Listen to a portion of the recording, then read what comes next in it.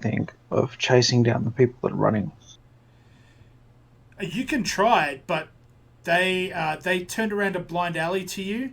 This this alley over here, We're all pretty hurt too. and yeah, you guys are somewhat hurt, and they're gone. Yeah.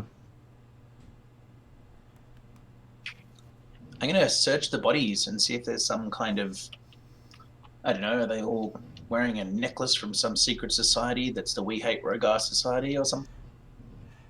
Yeah, I'm going to be searching the bodies as well for similar stuff. Look, I even sent an investigation roll to the... Ha! Ooh, 19. I'm going to put my money on the Secret Society of No Rogars. No, Rogar. I know them well.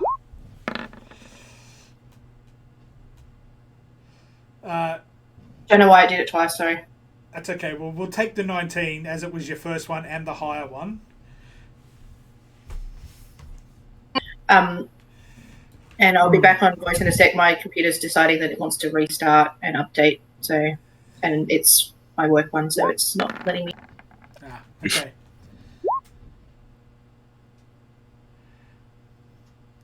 Oof. What bodies, says Alan. Yeah, I see everything.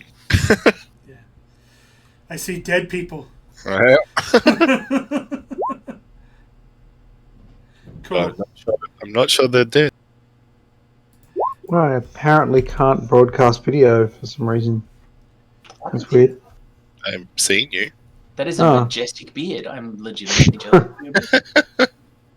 I'm looking at Twitch and it doesn't come up there. Yeah, Twitch is not on there, but Yeah, that's because it's mine, and my Roll20 is being stupid. I'll wait. Okay. I won't wait worry about it then. Yeah, I'll wait for Zara to come back, and Yeah, sure. I'll try to reconnect once she does. Yeah, right. I will. I mean, I think Warden's already going to get a better investigation than me Nice, man. based on my skill in it, but I'll give it a shot as well. You could roll in that 20. That's just not the way I do things. No one was as shocked as I That's not that I how. know a decent roll. That's not how you roll. Dear. Snort. Laugh. I nearly started. So you search through the bodies, Rogar and Zar. Sorry, Warden and Zar, and what surprises you is just how little you find.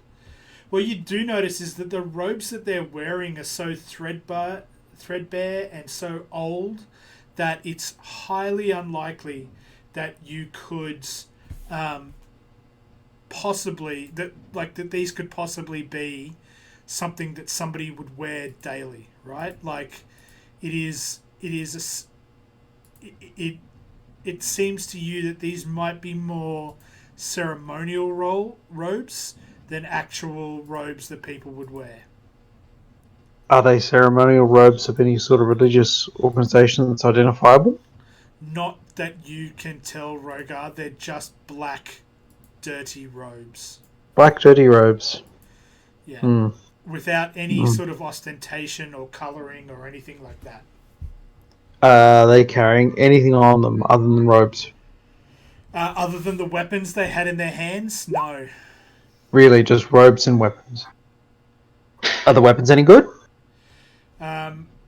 No, not really. I mean, they're not bad, but they're cast weapons. They're not forged. Zar, you can't. Historically, they're black robes.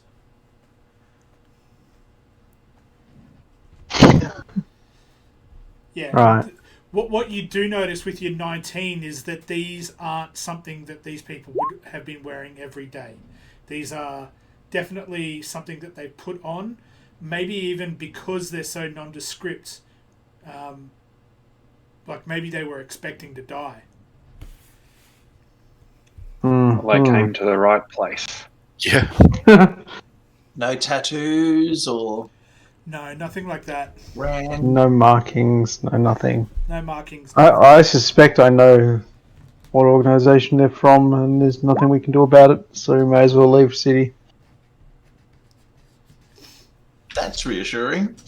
Yeah.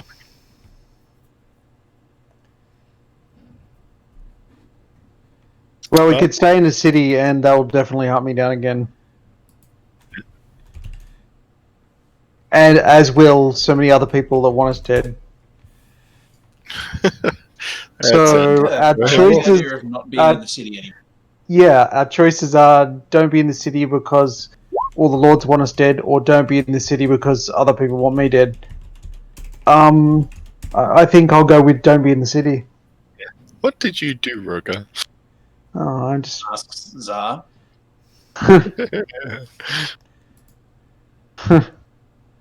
just some stuff, I guess. Some stuff, things. You know. Bad people don't like me. Let's put it that way. I don't like them either, so I was quite happy to take them out as well. The feeling being mutual is apparent. Yeah, yep.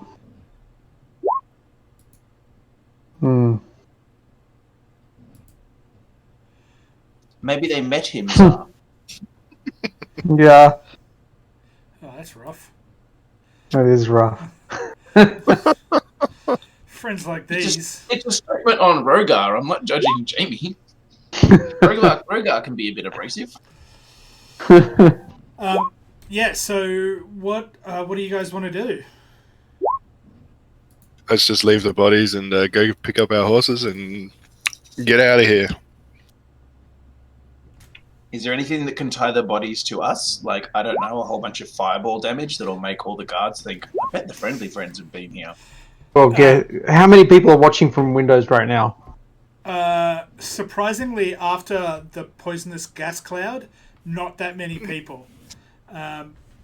More than zero. That is what not many sounds like. Yeah. Well, I wave at them. Someone summon the guard. We were set upon. For now, we must leave. Oh, that's good. Yeah, what he said. Okay. Does anyone have a heal that they might be able to cast on me? I'm down to 11 hit points. That's 10 more than you need.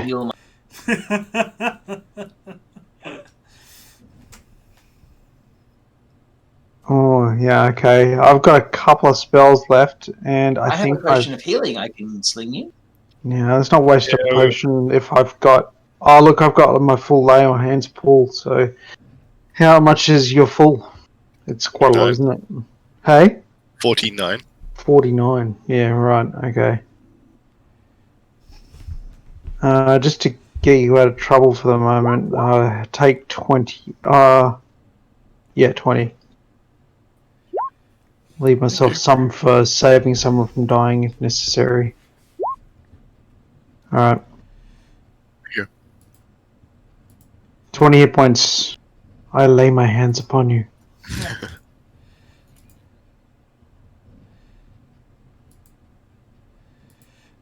Okay, so you guys are going to head back to the caravanner? Let's. Yeah, and we pay for the horses with shoddy cast weapons. Yeah, he's not interested in that. And sort of glances questioningly at Don't mind the blood on them. Yeah, It's mine. The blood and the soot stains.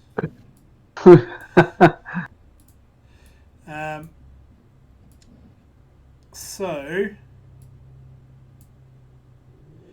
when you get to the caravanner, he surprisingly he has everything ready for you that you asked for, right upon the time that he agreed to have them ready, and he says, this is everything that you asked for. Thank you so much.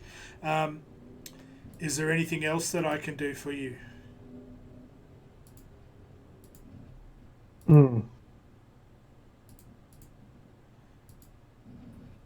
Anyone?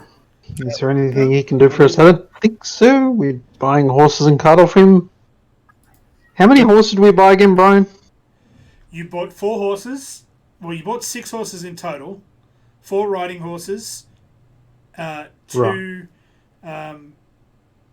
horses to pull the cart, and enough feed for the horses and yourself for a month and a half, I believe. Yeah, that's right. Okay.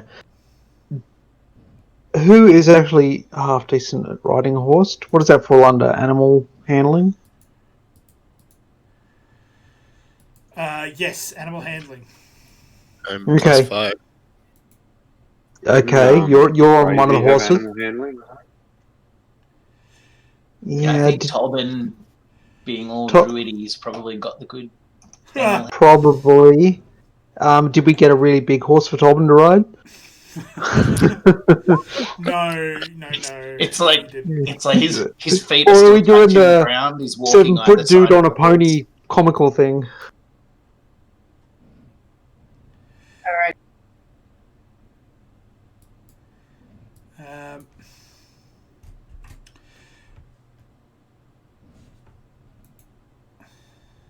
Yeah, I'm 0 on animal handling.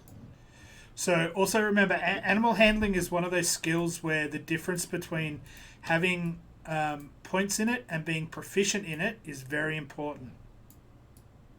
Yeah, not Tolbin is in proficient. fact not actively proficient in animal handling. Yeah, right. So he might have like a +4 or 5 or whatever, but someone that's actually proficient in it will probably do better than him, even though their plus is less. Yes, in this, well, depend. Yes and no, but generally Yes, no. yes. Generally I'm yes. Yeah. Well, I'm not Well, I'll proficient leave and have you no guys bonus. Argue over the So horses. I'm I call shotgun on the cart. Bam. That's nice. Cassell wants to sit next to me. Tolbin says that I'll walk for a while anyway. Get to know my horsey. Okay. It's like it's here. And so when you guys are, I'll just get a round of animal handling checks, please, for everyone. And somebody can roll for Tolbin if you like. Otherwise, I can go ahead and do that. Woof. Yeah, I know. Warden's just about That net. was a 7 on behalf of Tolbin. Keep rolling twice. Yeah, Okay, it's a good thing Tolbin's walking his horse. It might be running away from him. Oh, And a 15 for Warden. so I'm going to say that the people on the cart had just barely got the horse under control. Castellan's Surprise myself. yeah, Castellan's higher than regular result has helped out Rogar quite a bit. Tolbin's Castellan's okay. Castellan's driving the cart, and I'm watching, going, "How do you do that?" I'm like totally backseat driving him. Like, Yeah. hold the reins like this. What are you doing? Okay, I'm doing it, but you're telling me how. Okay. You go wrong. So Really? yeah, herself? everybody else has their horse under control. The horses are still quite shy of you. You guys haven't fed or watered or brushed the horses down yet, so they don't really know if they can trust you.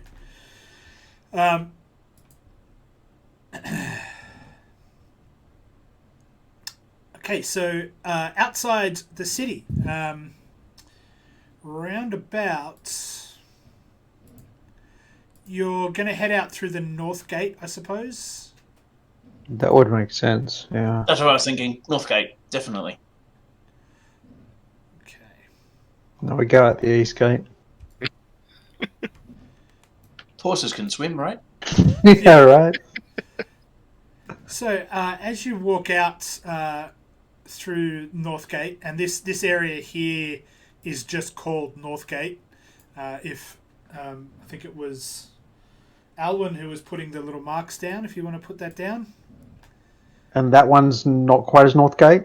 No, that's not called Northgate at all. You'd have to go through there to find out. Okay. This is called Northgate. And as you... This area is as big as a small village normally, right? I'll move that here. This area is as big as a small village normally.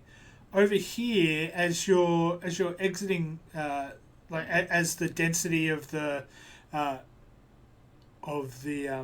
buildings becomes less and less, you notice that over here there is a caravan and a menagerie set up, and there are tieflings dotted about the area, sort of directing people over to the menagerie and the caravan. And a young tiefling sort of steps in front of your procession and looks at Warden and says to Warden, "Hello, brother. Do you follow the road?" My feet are on the path. "Ah, well and true and good then, sir. Well and true and good. Come to the menagerie, play in the festival, try a game in the carnival, and have a wee go at a few things. Why don't you?" I turn around to the gang. Do we want to... Well, there is all those people that are keen to kill us just back behind that gate. Just on the other side of the wall. Yeah, we're kind of on the run, and this sounds like a scam. Actually... yeah, I wonder why I could so cruelly Rogar's behavior as to imply that people might don't like him. Gosh, I don't know why. Like, This what? looks like a scam. Well, Well, as I see it. Well, sirs and ma'ams, I can only tell you that Tom Anriel's caravan is a safe place to all.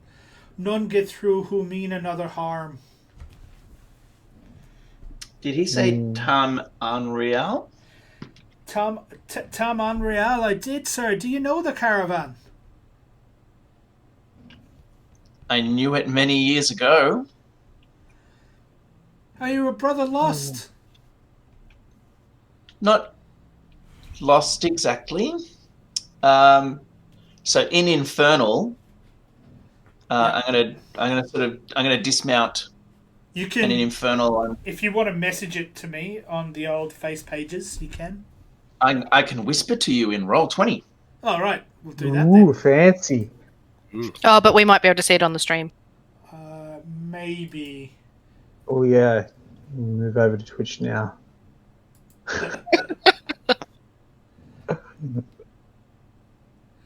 I don't actually have. I don't have Twitch on the screen normally. I've got the Roll20 on one side of my screen and my character sheet on the other.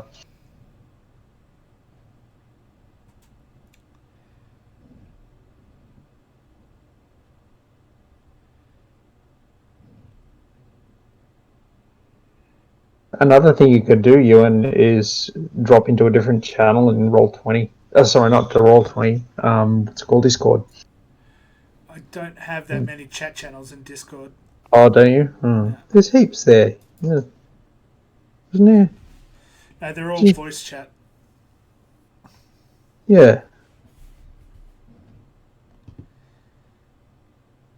You jump into the Division or PUBG or something like that just to have a private conversation. Maybe. Or just text it.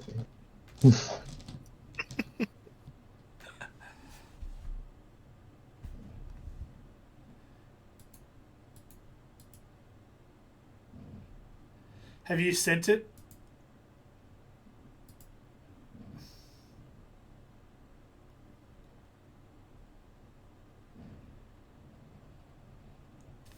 Yeah. He replies something in Infernal, and then sort of directs you over towards the less public area of the caravan, and sort of it looks like it's a bit of a side road north. So I turn to the gang Mm-hmm. and get huddle up as much as we can, riding horses and being on a cart. And I say, these were my people. Oh God, that accent's terrible. And while I don't think they would welcome my rejoining them, I have asked them to potentially distract or misdirect anyone who might be coming looking for us from the city at a small expenditure of coin. I do think, having thought about it, Warden does probably want to at least say hi. Like, he's got to touch base with Tim. He can't just not after all this time. So it's like, if you wish to wait here, we've been directed to a better path, a slightly less obvious and less trod path.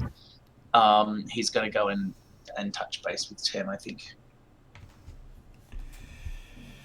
Yeah, look, absolutely. When you so what do you guys want to do? So the path that they're directing you to sort of skirts around the outside of the menagerie, like sort of around the side of it and in between. So the menagerie is over to the left, and there's all sorts of weird animals that you haven't seen. There's an animal there, it's huge and it's bigger than a house, and it has these massive tusks that come out and loop around like this, and it has almost the face of it almost looks like a massive cow, but with tusks instead of horns, and there's other weird brightly coloured birds, massive hunting cats. It's an old school menagerie type zoo experience. And on the right hand side, you're given a path through where where all the caravan have set up their caravans, but there's a road through the middle, and on the right hand side of that there is the carnival with little stalls set up and places where you can buy mead and buy some food and that sort of thing. It should be pretty easy to disappear into that area. For how long? Let's do that while we wait for Warden. Yeah, I'm going to maybe feed my horse and brush it down, kind of thing, to try and calm them down while we wait for Warden. I'm like, Rogar, you should feed and brush the horses down.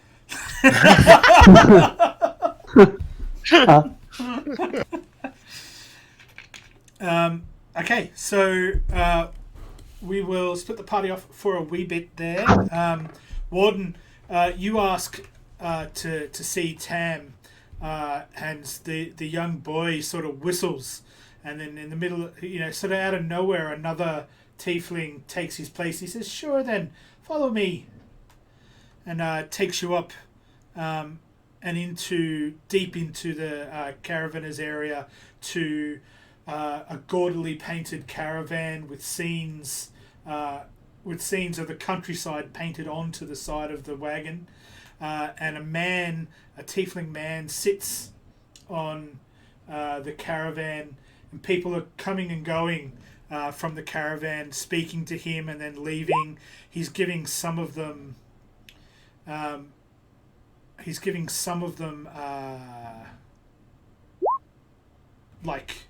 instructions or bits of coin, etc. And as the young fella comes up, he says, young Barrow, who have you here to speak to me?" Someone who just chose a really bad time to put carrot in their mouth. Sorry. Barrow says, "Oh, Tam, this man here says that he walked the path with you some years ago." And Tam looks up and he says, "Does he now? Does he? He has the look of someone I used to know." Oh, but can't. Oh, but it can't be.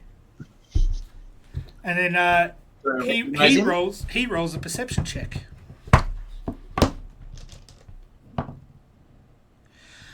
He says, "I can't place it. Your face is familiar. Who are you, son?" I am Warden, formerly of this caravan? His face falls for a bit, and he says, It would. Warden. It's good, though, to see you. It is. Sure, the crimes were never your own. Your father's long gone from the caravan. You won't find him here. That's good. I never expected to see any of you again. I regret the situation of my leaving. I regret the circumstances. I understand the feeling that was generated around that time. As a child, I didn't. But since that time, I have gone forth. I have made something of myself in the world. Wished, boy, wished. Sure, it wasn't your fault. You're a child. It was your father's evil doing and bad luck. Warden, like, I don't know if, and this is your world, so obviously you can correct me if I'm wrong. I don't know necessarily if caravanner to caravanner there's like a lot of bowing necessarily, but some kind of equivalent, almost like the belters, like there might be some kind of hand jive that's the equivalent of that sort of gratitude and regret and happiness to hear kind of rolled into one. They are, so caravanners are sort of fiercely independent, but within a hierarchy, obviously. But there's the like respect is earned, not given. So like it's your caravan because you earned the right to be the head caravaner. You know, it's not given to the son of the head caravaner or the daughter of the head caravaner. You work your way up and through skill, right? So, like something like a firm handshake or an arm grasp with a sincere thank you would be sufficient. They don't have a lot of tieflings. Don't have a lot of ceremonial things, like there's no tea ceremonies and stuff like that. The big thing amongst the tieflings is that, you know, your family is very, very close, and then when you're a part of a caravan, that caravan is your extended family, right? Sort of like, you know, it's almost like when the children of the caravan are running around, it's almost like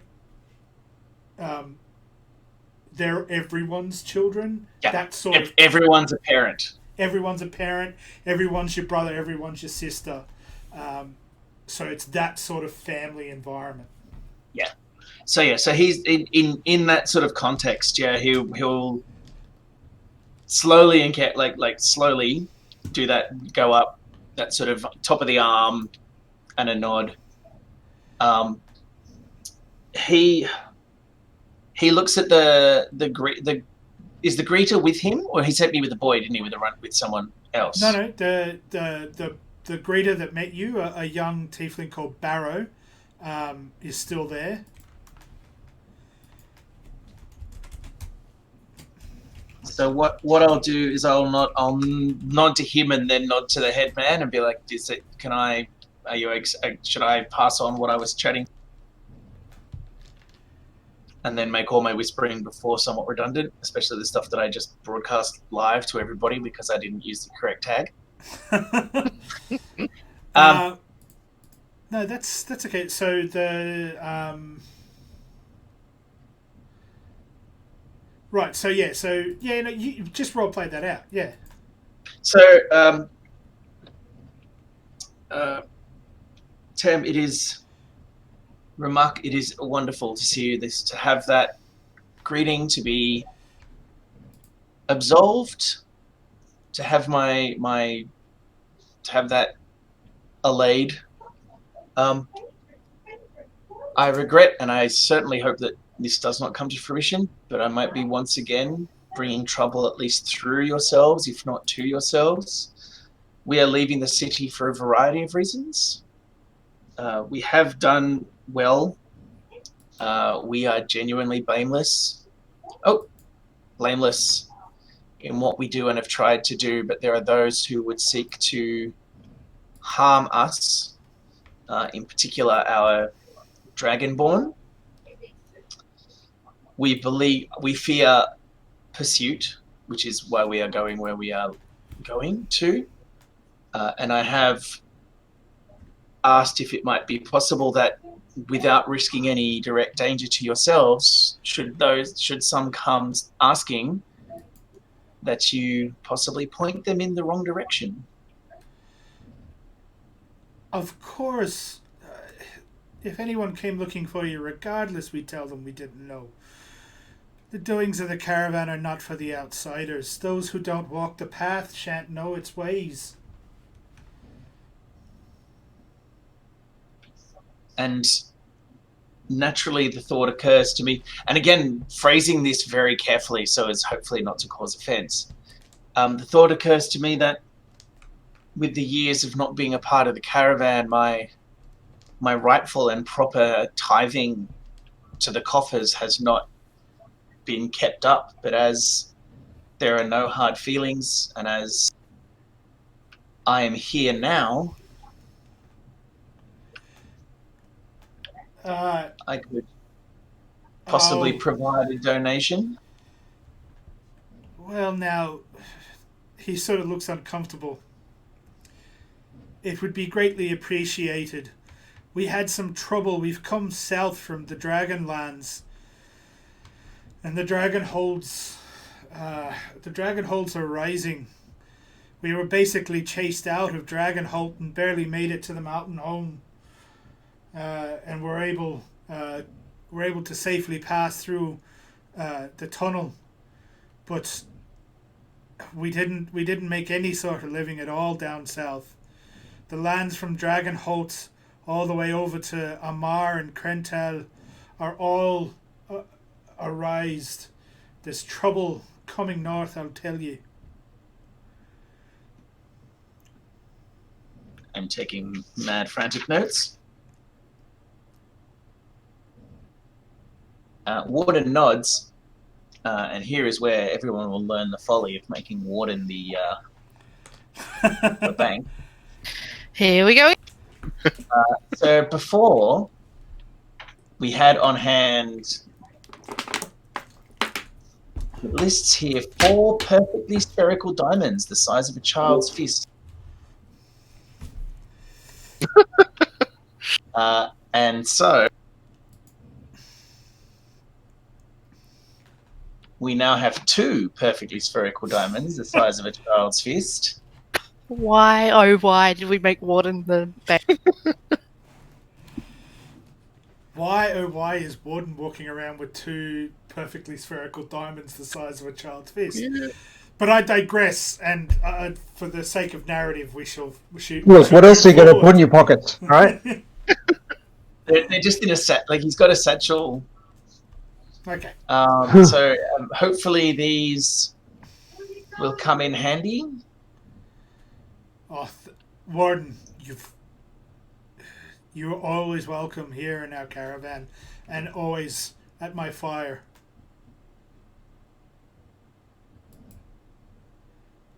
And I thank you, and again, I feel that while our paths may not cross for some time, right glad I am that they crossed today. We're heading north in a day or two. We're heading up to Grendel. Are you at all interested in traveling with us, you and your friends? I fear we have to make haste, but it is good to know that when we do head north, and if we do make our way to Grendel, that we shall have friends there. If you don't find us at Grendel, we'll be heading south from Grendel to Marksburg, and then down to Boulder.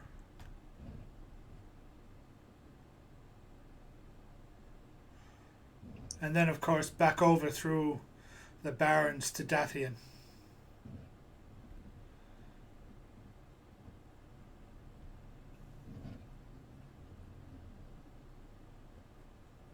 Duly noted.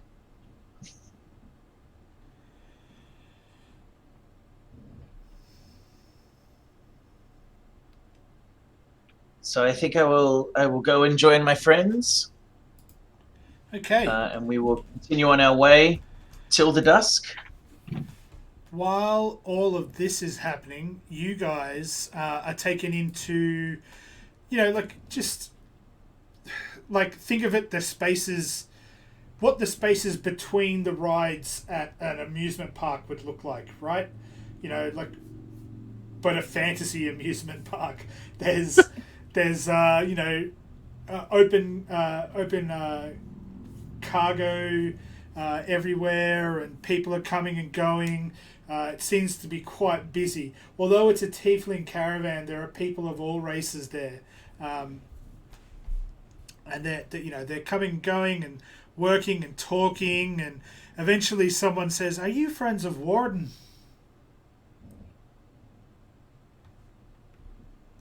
Just to the group, they say, "Are you friends of Warden?" Why not? Yeah. Yes. Well, don't be too eager about it. Tom has We said don't usually get asked. Tom has said that they may be talking for a while, and would you enjoy a repast?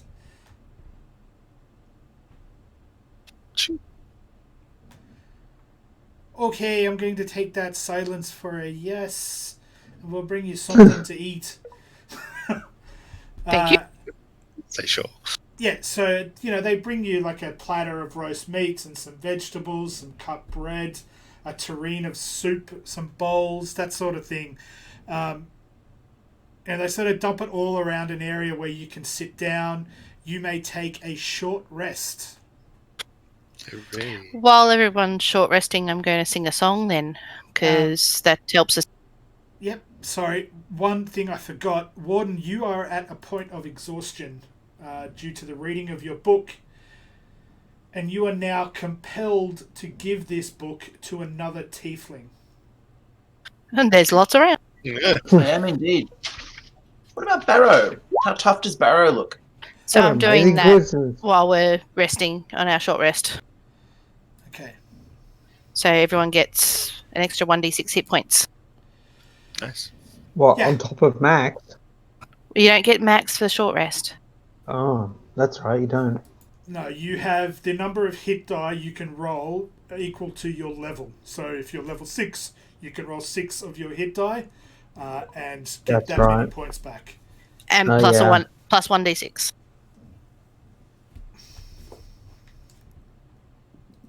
What's my hit die again? So you get to choose how much you roll? Yes. Yeah. But you can, so if Okay. you're level 6 and you take a short rest now, and you want to take a short rest later, and you roll all of your hit die, you can't do anything at the second short rest. Yeah. Yep. So we get one extra for free from Zar, do we? 1d6 from me. Yeah, G6 is not really extra, but yeah. It's still better than nothing. Yeah. Fine, I won't sing you a song. Jack. I'll take it. I'm pointing out to Castellan that a D6 might be one of her hit die, but it's certainly not one Yeah, of true. mine. Die, people with bigger fixes for your hit points. So yeah, as they squabble over hit points, does Barrow look like a strapping young tiefling? It might be too. He doesn't look as sickly as you did, but it might be too young to tell. He's still got that leanness that that healthy sort of 9 to 12-year-old boys tend to have. He's all bones and awkward knees and All knees and elbows. all knees and elbows right now. It's not that he couldn't benefit from it, but yeah, that's the sort of age that he's at. So I'm just going to straight up turn to Tem and be, I have this tome. You may remember I was a very sickly child and a sickly baby. I'm now fractionally less sickly. Sure, it was a great sadness, And it was. Thanks to... I already removed it from my inventory because I'm a How's that for a roll? Nice. Nice. I was 16 hit points down. Nice. It was called Sir Luther Strode's Book of Constitutional Exercises for the Young Tiefling. Yeah, contractual book of constitutional exercises. Yeah. Say the reading of this tome is an undertaking, but is one which results in a much improved physic and general personage. You know that the book itself won't have the same effects it had on you to the next person that reads it. It will. Oh. It will have about half of the effect that it had on you. But that's still giving someone a +1, and as far as Warden is Warden's quite pragmatic, so that's still a benefit, even. Oh, it's absolutely from that. Yeah. So he's like, if any of you are not as hearty, as full of fortitude as the others, one of them reading this should assist. Tam takes it and he looks at it and he says, "This is a contractual book. Where did you find such a thing?" Was it in amongst the ancient workings we got that? It was in the guy's belongings, yeah. Yeah, we in investigating some of the ancient machinery in the city beneath, we discovered this amongst various other things. Well now, isn't that amazing? Thank you. I think I know just the young man who could benefit from it.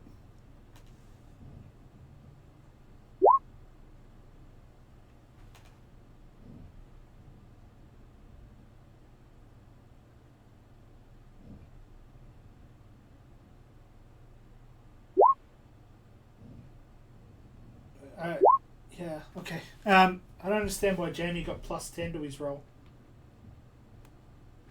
Oh, That's a good point. isn't it 1d10 plus 2? Because that's what the sheet says. Okay. Yeah, that's fine then, yeah. My hit dice 1d10 plus 2, so I did five of them, so it was 5d10 plus 10. That's okay, yep. Plus 1d6. I've only got one left for another short rest, but I figured I want to make sure I'm at full hit points for whatever's coming. I didn't take into account the +2. All good, sir, all good. The 10 was what threw me. It wasn't 5d6. It wasn't 5d... It wasn't d10 plus 2 by 5. You know, it doesn't matter. I'm on board. That's what it is. Yeah, I'm on board. It was the way it was written. I did it correctly. Yeah, it was the way it was written. I was expecting 5 bracket d10 plus 2 bracket. And for Zar's benefit, Rogard does enjoy your song while he consumes vast amounts of food that's on offer. Yeah. Can you guys roll me some perception checks, please? Everyone that Sorry, what was that? Some perception checks, please, for everyone that is having the meal.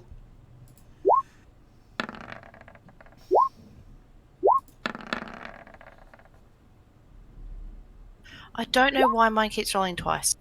You might have set it to always roll advantage. Yeah. I'll check. One of my other players was having that happen too.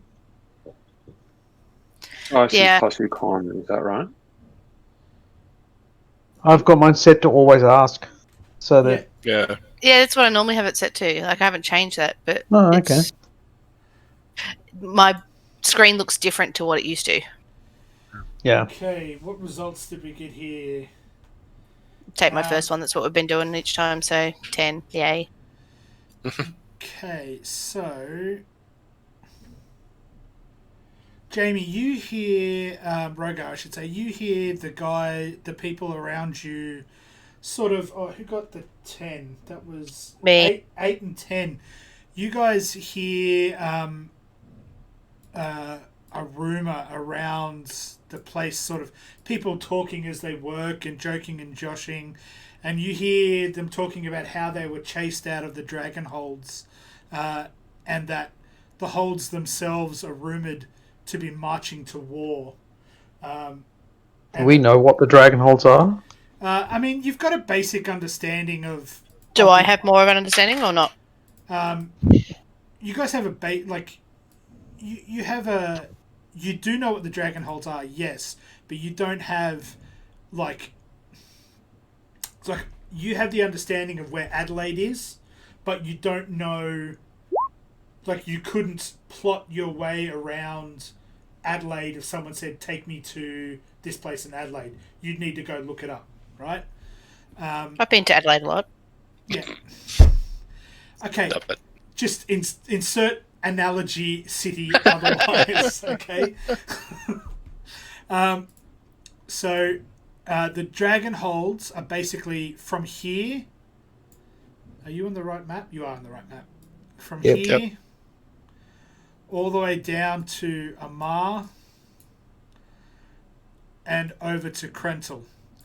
That sort of triangle is a bunch of cities and lands that are ruled by, essentially by dragons. The dragons of these lands are not dragons as we would think of them in terms of big, metallically scaled beasts with huge wings, and they are more of the eastern type of dragon. They are feathered. They have great plumage, and they range in size anywhere from, say, a large cart to, the size of like a bus, a public transport bus would be about the largest size, right? Whereas a small dragon sort of starts at double the size of a bus. A small Western type dragon would start at double the size of a bus. Eastern dragons do fly, and they are highly proficient magic users. They're not called Eastern dragons within this world. They're called worms, spelt with a Y, W-Y-R-M. But they consider themselves to be dragons. These lands are ruled by them. Typically speaking, you'll have one dragon or worm in charge of a city and the surrounding lands, and they will have tributary dragons working for them out in villages and large farm areas, etc. In these lands, it is they're also called the slave lords because they do engage in slavery. The really horrific sort of bad slavery. Me no gusta either. But these lands are said to be in uprising, and not uprising, but they are rising and creating armies and prepping for war is what the rumor is. And all of the sort of free peoples that sort of might travel these lands are being chased out or are being captured and taken as slaves.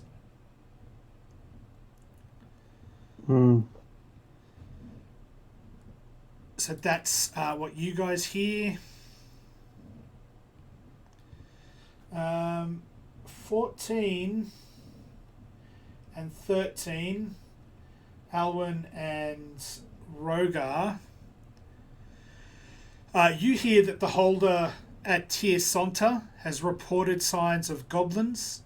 Like he's seen the leavings of goblins, the sort of mess that they leave behind, evidence of goblin raids, but he hasn't been able to come across any of the actual goblins. This is Tir Sonta up here.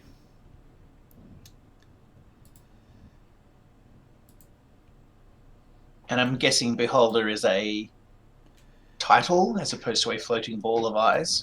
Yeah, not beholder, the holder. The holder, sorry. The holder. A holder is somebody who holds land in free title. So they don't actually own. So they don't actually owe obeisance or taxes up. So anywhere you see a tier, that land is held in free title and is not it's not tithed to the city, the land around. Of course, anytime that they want to buy something from the city, there's going to be import duties because the city's not getting their taxes, but it is considered to be free land. Okay. It's often given as like a gift and then held in perpetuity by the family. And who got...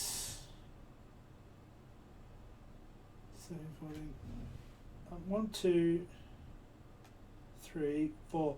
Somebody not roll? Warden. He's not having. He's not having. He's not here. And Yeah. Tolban? Yeah, somebody roll for Tolban, please. Take Zar's second roll. Yeah. Plus wisdom, yeah. Yeah, Yeah. I don't know that he has the same sort of bonuses. He has better bonus. Use better So- bonuses. Yeah. Yeah, but I don't think he's proficient in perception, and she is. He still probably has better bonus than me.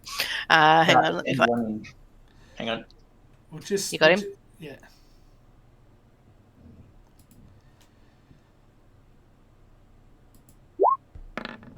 Yeah, better bonus. And Yay. better roll. That's Tolban's roll. Ba-ba. Same roll Almost. as me. Almost. It is the same roll. Except I've got +3, he's got +4. So Could have just taken. Tolban actually starts. Just say it. Just Tolban saying. actually finds another furblog and starts talking to the furblog, and comes back with a couple of rumors. He tells you guys. He says that the garrison of city soldiers at Blacktree Hold here. Mm. Oh God, I've got 2 Roll20 windows open, so I keep. Yeah, we see it. Yep. Blacktree Hold has reported scouts that were sent north are missing, and he also reports that mysterious lights have been seen at the Black Spire, which is an ancient ruin north of the Blacktree Hold. Up here. Let's go check that out. We're good with like those ancient technology shit. Mm. It's not a ruin of the first Of ones. It's not a ruin of the first ones. It's just it's But pretty a ruin, light. It's a ruin from a previous age. It's generally considered sort of cursed and bad luck to go there. Oh, Let's go. wanna Totally go up there. our Let's- alley. Yeah, let's do it.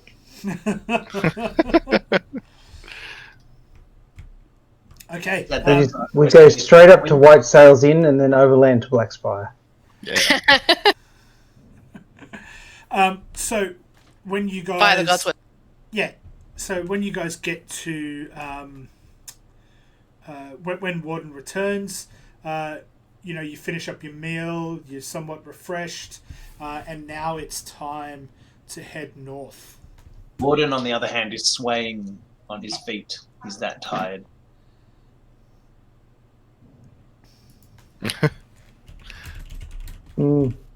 Should we rope him to his horse? Chuck him in the caravan. He can have a Yeah. rest while we travel, can't he? I don't know if that's If- very if- restful. If he's in the caravan, can he rest or not? Could I? That was a shaking of the head. Used as Patrick Rothfuss bullshit. Yeah. Given that I was a baby in a caravan, surely I would find that very relaxing. I like it. Yes. Yes. So I should be There able. we go. Maybe a long rest in a caravan is 10 hours or 12. But surely I would be like, oh, I remember. You know, like when you find a blankie when you're older. And Yeah. you're older, and you're like, At least You a know short what? rest for him. You know what? I will allow you to make me a Constitution saving throw at disadvantage because you're so tired. To whoa! Oh. Why does it have to be a disadvantage? Come on. Okay, if you're in the chat, we just had a natural 20. No, we didn't though. Well, I mean, I'm not going to cheat chat. So, Ram the, I'm going to message you, my friends, and I'll get your email address and we'll send you a code because you're the first name that I saw. Hello. Please, we have to figure out how other people do this. Please send me your email address and I will send you a Steam code. There you are, friend. I've messaged you through Twitch. If you send me your email address, I will send you a Steam code. Congratulations. Okay. Unfortunately, it's been too long. You've forgotten the way of prepping yourself up against, and you just and the caravan that you have, the wagon that you have is not built to lie somebody out. It's full of provisions. It's just not. You can certainly tie your horse to the back of the caravan and sort of sit in with the cargo and not make things any worse, but you don't manage to get a sleep in. That's fair. Hey guys, I think it's working. If we refer to the cart as a caravan often enough, it'll just become a caravan, and the DM won't even notice. Upgrade. Yeah, upgrade. Social. What do they call that? Social programming. Yeah, exactly. Yeah. Okay, so control the narrative. Yeah. You guys head north, up to the Imperial Stands, to the grove of trees that you planted there, and along the way, I take it you're gonna go along the right-hand road, this one here, or do you want to go through the forest road on the left? Or Tolman want to go through the forest. Yeah, forest.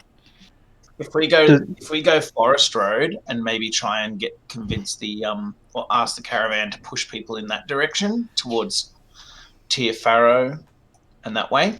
Okay. Yeah, sure. Yeah. They said we'll tell them that you went and that you were heading towards the iron trees. Perfect.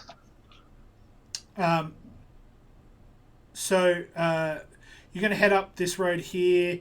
You'll be crossing a few bridges. You'll head through Tiavrian, another freehold. One thing that you do notice is that it's started to become winter quite heavily. It's not raining, but it is cold and it is miserable. The land is somewhat. The ground's starting to harden. There's not a lot of people on the road. Things are quite quiet. Things will progress. You'll move until you get to about this bridge here, and night will fall here. And now you've got to make a choice whether or not to pull over and rest for the night, or to carry on until morning and try and make it through in one push. Do we feel like this can be a place made safe for a rest run? Don't we have people who can search for that, like Tolman? He can do a... Yeah, he can. He has that ability as a result of Tolman and I think Warden both have the ability to find safe places. You can find a safe place to rest. Yeah, absolutely. And I say we do that because I want to get my spells back. The quiet place. Once per day you may search your knowledge to locate a safe place to evade pursuit. Let's do that. Yep. Oh, that's a lot of text. Yeah, well, Rogar's just going to follow Alan's lead on this because he's just like, we're in the middle of nowhere. How can we be in any danger? He's completely out of his element. Yeah. And this is so. Are we in grassland or forest, Brian? You are in the light scrub heading into a forest. So you're not in the forest yet, and you're not quite in grassland. You're in that place between. Okay. Pardon me. Tobin and Warden are both looking around, and then at almost exactly the same point, they both point towards a slight raised, almost berm, not quite hill, that's a little bit off the road, but is something you could put the cart behind so it couldn't be seen from the road, and gives a good back that you can then look out across the plains, so they feel kind of... Yeah. But we can set that up and we can be kind of secure. So the quiet places has changed. That's what it looks like now. But its effect is the same thing.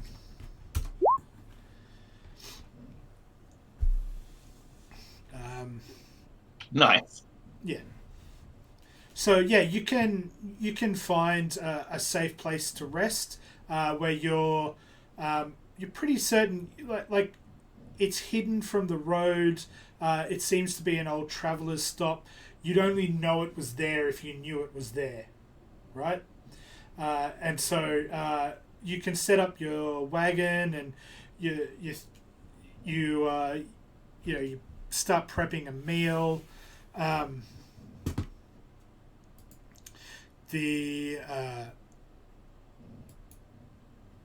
So around about when the meal is ready, you hear in the forest a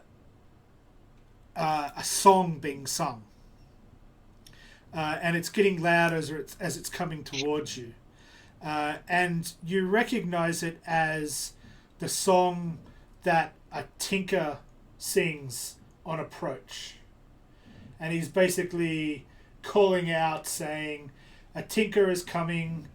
Bring out your wares. What do you need fixed? Have stories to tell, things to trade, and news to learn." And he sort of comes into your candlelight, into your firelight, and says, "Oh, hello, friends, Hello. friends." I guess we're not as hidden as we thought we were. Not with all the, not with I you didn't know, say you were fires and what. hidden. I didn't say you Feeling were safe hidden. isn't about being hidden. Oh, okay. I didn't say you were hidden. I said you were safe. Yep. So the tinker comes out and he says, "Hello, hello, friends, new friends, old friends. Hello. Have you Old anything? friends. Hi. Have you anything a tinker can help you with? Have you any news for the road? Stories to tell?" I sort of launch into bard mode and sort of start telling stories of old and doing the whole sort of performer kind of dealio, just like stories that everybody knows, and Bard put on a mode bit of a activated. performance to encourage everybody to like us and stuff. He says, "Oh, so there'll be no room for my stories, I suppose, that you have a bard. Ah, well. Will you let an old man share the warmth of your fire with you? Do you have anything you needed fixed or mended?" I don't think we've got anything broken. Does he have Actually, anything he wants to oh. sell? Warden's a little reaches broken. towards the fire in our rations and says, Can "We it do needs- appear to have too much food," and offers him a portion. "Thank you, friend. Thank you. You're a kind soul." I do need my longbow fixed, actually. Oh, you would have fixed that yourself. Yeah, I probably would have. It's only a string. Ah, yes, that's right. It broke. Yes. Yeah, not much of a ranger if you can't restring a bow. Oh, this is true. Where are you headed, and where will you be? Oh, Hmm. I change the subject and ask if he has anything to sell. I have things to sell. I do. Trinkets aplenty.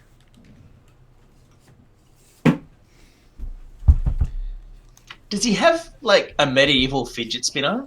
Because Warden's been like faffing and fiddling with stuff, and he's tired of breaking things. He wants something that's actually designed to be fiddle with. Can you Not a musical box, because that would have some.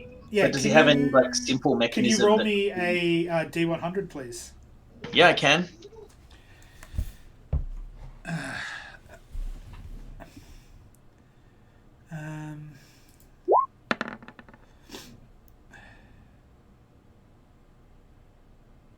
Not great. Well, it's a percentage roll, so he just got 30. Yep.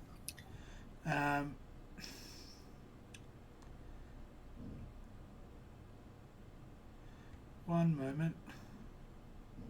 Even if he makes like shadow dollies, can I just have like an arm of a shadow dolly that I can play with?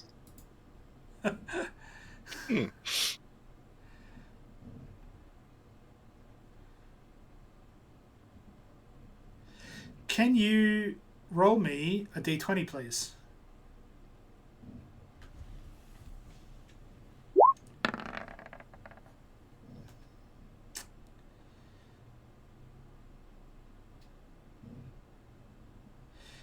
He says he pulls out of his bag. He says, you sir there.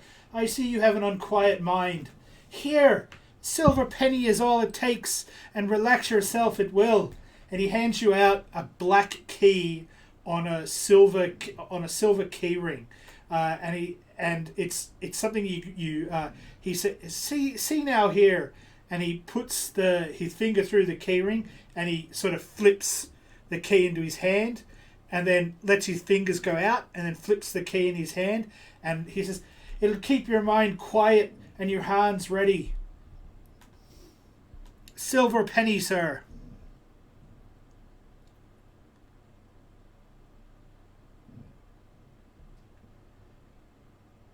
Do you want it then, or? Sorry. I just very enthusiastically agreed to giving him the coin, and in fact have already taken it from the team inventory. Okay. Yes, absolutely. Anybody else now? Does anybody else want something? I have plenty to give and much fun to have. What stories do you have of the North? Stories of the North. Well, things are... Not that that's where we're going, you know. Well, that's where it came from, I'm assuming. Oh, we don't know that, yeah. I was just at far reaching, and the laird there has put out a request from men and women of valor, although he hasn't said why. Okay. He was just there. Yeah, okay. How convenient.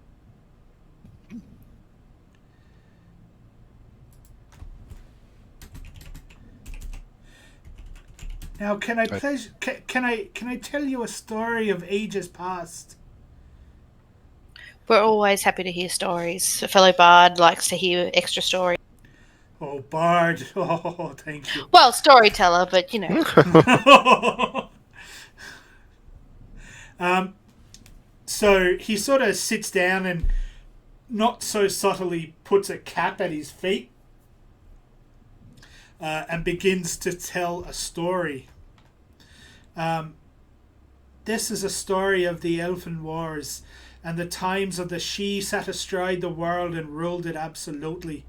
This is a story of the second age of mortals, from a time when the three races were alone and each other and moved as Ket in a game of Shah. This is a time when there was a great mage, El-Kair, who fought for the queen of the Banshee. El-Kair was horrified at the cost of the war on her people and laboured long and hard using the resources of the world and the magic of the She, and soon came up with a solution. She presented to the Queen of Air and Darkness a machine shaped like a mortal who could work, fight, and die for the Queen in place of her mortal kin. In secret, she made these machines, tens of thousands of them, maybe more. Machines smart enough to fight on the front lines, linked to the essence of Baraneth and able to fight without need for food or rest, who wouldn't balk at what was needed in this horrible war. Soon, the Queen was pleased, and the Warborn were released upon the world, and a terrible darkness spread. For they were soldiers without mercy or thought of remorse. When they took a place, they took it entirely and killed all who were there. Her counterpart for Titania, Alfamora, managed to capture some of these Warborn and replicated the work, creating an opposition to the work of Alcair. And the devastation was mighty. The world trembled, and it seemed as though another reckoning would be upon us. But soon a change came over the Warborn, for the mages had made the Warborn able to learn, and soon they began to question their place, and soon they began to fight for their freedom. He leans back and he says, I'm awfully parched. You wouldn't have a drink for me, would you?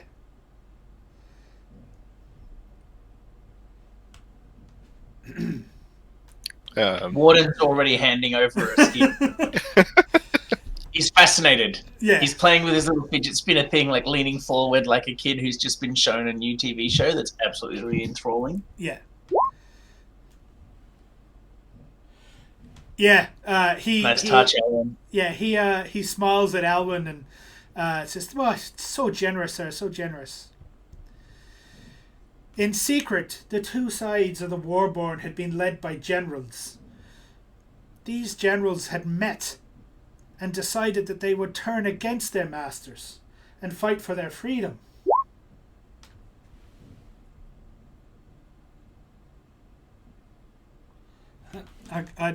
What? Yeah. In secret, they met and they decided that they would turn against their masters and fight for their freedom. And soon a third tier to the war was open, and the Elfin, who had grown lax with others fighting their war, soon began to fight for their life. And so it was that the two mages of the Sidhe and the Banshee joined together to fight this new threat. And that was the end of the Warborn. A race so shortly lived and born in terror and blood, lost to the ages. And that is my story. Now, could I have everyone please make me a wisdom saving throw? Oh, crap. Goody. Oh boy. Everyone gets +5 to that, by the way. Oh yeah, because we're sitting here. Very good. Yeah, You're all next to me. I'm adding the +5, and I'm assuming that My +5 is already integrated into mine, but everyone else. Yeah. Which means I would have rolled really, really bad. Okay. Hmm. Somebody roll for Tolbin, please. That Alwyn was had- Tolbin. Alwyn has. Okay. All right. Well, I was going to message you individually, but during the course of the story, and certainly Tolbin lasted right up until the very end, but during the course of that story, you all fell asleep. Yeah. And sleep soundly and may count yourselves as having a long rest. And because you rested in a safe space found by Warden and Tolbin, you may all gain 1 point of what am I calling it? You basically you get another. You get a D4 to your next D20 roll. Oh, okay. So inspiration, or No, it's not inspiration, but you can you can count it however you like. But it's a D4 to your next D20 roll. Okay. Well, to Okay. any- I'll just remember that. to any D20 roll before the end of the session. It doesn't doesn't last over to the next one. So you don't have to use it on your next one, but you have to use it before the end of the session. Do we choose before or after? You choose before. Okay. In fact, you can... yeah, it's fine. Yeah, before, please. When you wake up, you have all sort of fallen asleep remembering this story that was told. And the Tinker is no longer there. And you have been robbed. Yay. Great. Of course Shocking. we have. So all our money's But gone. All Did our Tolman items. not notice? He didn't fall asleep, did he? Tolman fell asleep. He was the last one to Oh, fall okay. asleep. So what's actually gone? You are missing 12 silver pennies.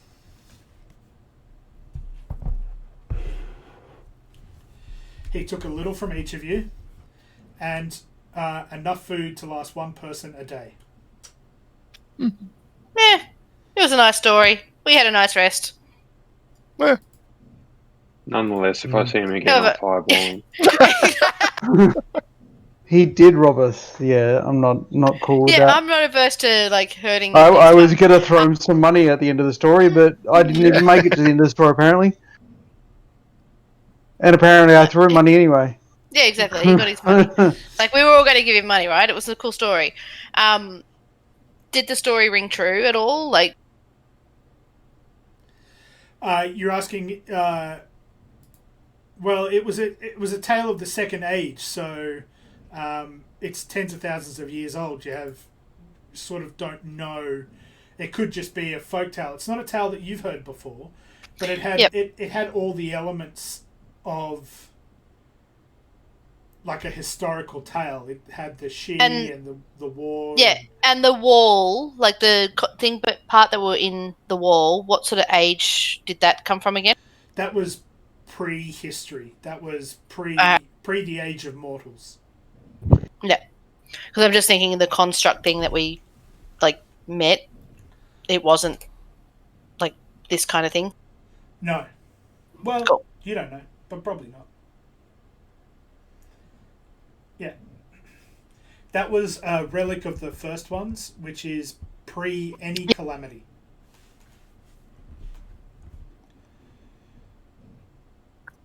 Old story. I just wrote in my notes, we got robbed a bit. Yeah, a bit. A teensy wincy bit. Can we have a Warden doesn't description of drive, this tinkerer so next time I see him, I can like rob him back? Yeah, he was an old man. He travelled with a staff, and on top of the staff, he had a bunch of stuff on top of it, so that when he moved, it clanked. He walked with a stoop, but that could have been put on. He had a massive, massive backpack, like one of those things that you see mountaineers wear as they go up the side of like, K9 or whatever. And he generally dishevelled. He was human. He had white hair, and he had green eyes. Warden has decided that he loved the whole experience, including being put to sleep and robbed. It was the best. Maybe I can use that in the future. Bit of coin, and it's only fair. So you're all grumbling and like doing up the straps on the horses, probably harder than they need to be done because we're about to get on our way in the morning. And Warden's like, and remember the bit where he was like that? Wasn't that amazing? And then we did the thing, and then so Warden's like super happy about it.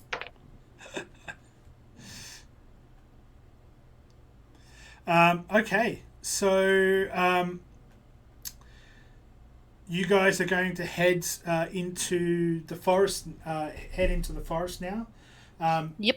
Things are going to get slightly more narrow. You're off the path now, and so you're quite frequently hitting ruts and having to push the cart over the ruts.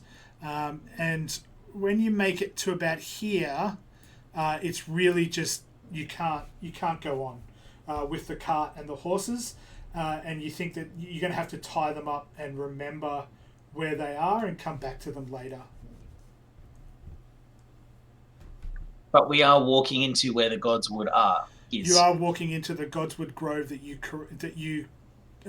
created. Yeah, it's probably another 20 or 30 minutes of walking from where you currently are. Yeah, Still not I'm too down far. with that. Yep. Okay, so as you walk into the Godswood, into the area of the Godswood Grove, you start noticing some things. There are a lot of trees that have had the bark stripped from them. There are carcasses that have had all the meat that is easy to get to stripped, and then the rest of it just sort of left lying around. And I'm guessing Tolban's getting more and more agitated as he's. yeah, Tolban's getting more and more agitated, and he's sort of like, I don't like this, you guys. This shouldn't be what it's like in a forest near the Godswoods. Nothing hunts in a Godswood. It's not right. It's not like this. I'm sort of feeling it as well, like having helped create the Godswood and sort of looking around to try and see any other clues as to what might be causing the destruction. Yeah, you can make me some perception checks. Perception? Sure.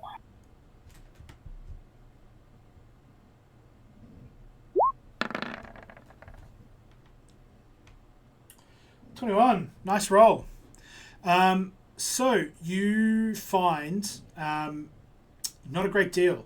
You find basically more evidence of the same, and evidence that it's been happening for quite a while, because you can see like fully rotted carcasses with just the bones. And it looks like the devastation is getting thicker. And you also realize that you're not hearing a great deal of birds and other animal life that you would expect to hear in a forest. It's really quite quiet, apart from like the creaking, the groaning, and the trembling of the trees in the wind. It's really quite eerie. Do any of us have any way of sort of talking to the trees and asking them what's going on? I don't know whether Tolban's got talk to plan. Tolban's pretty focused on getting to the Godswood because he's sure that something's wrong, and he wants to get there. Okay, well, following Tolban's lead, I think we push on to get closer to the Godswood and see what we can help find. See what we can find out. Yeah. Okay, so you guys make it to the Godswood, and I have a map for your grove. How worried was Tolban looking as he was trudging off? He's pretty upset. I'd be upset too. Like, why? Okay, so Tolban thinks there's something clearly wrong. I would follow him, unhook the warhammer, and just walk behind him, trying to keep an eye out as badly as Rogar probably does. Yeah. Has everybody got vision? Yep. I do. So Tolban is going to. Those trees are really big. Are they light sources or they're trees? So these are the Godswood trees. Okay. That you created, and they are big, very, very big. Yeah, you can see their trunks. They go all the way out of shot. I love it. It's got a cool kind of like crouching tiger bamboo forest vibe going on. So Tolban sort of moves up to the edge of the forest, and he puts his hand onto the Godswood tree closest to him, and he said, "You guys, there's something here that shouldn't be here." He goes, he turns around and said, "I've got to talk to the big tree," and he points to this one here. He says, "Don't do any fire." And he comes up to here. He was looking at you, Casella. Oh, And as he comes up to here, I will get you guys to please roll initiative for me. Yay! Do we get advantage because we were all expecting something to be here? You do not. so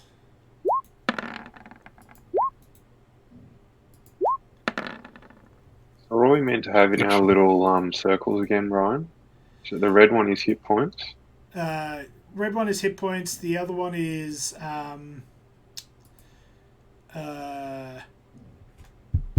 AC.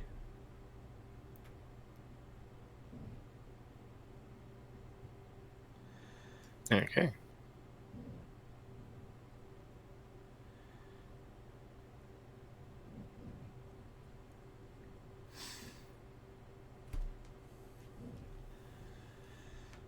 All right. What's the blue one? Blue one is AC. Green one is hit points. Uh, Oh, And so what's the what's red the red one? Red one is not used right now. Ah, I've been putting hit points in there. Well, you can. It doesn't matter as long as one of them is your AC and the other one is your hit points. I don't mind because we're not using all three. Okay. Let me see where you guys.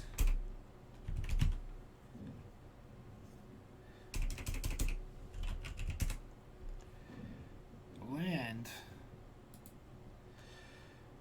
21. Zah. No, I've got 19. That was my perception check from earlier. Okay. So Brian, can I use my plus 1d4 on the initiative roll? You can. I'm going to do that.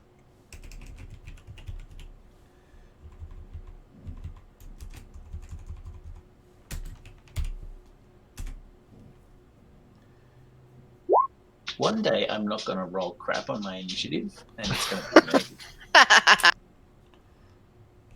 Yeah, with your +8. Right? Yeah, Alwyn says with his +5, like, oh, everything's What? terrible for me.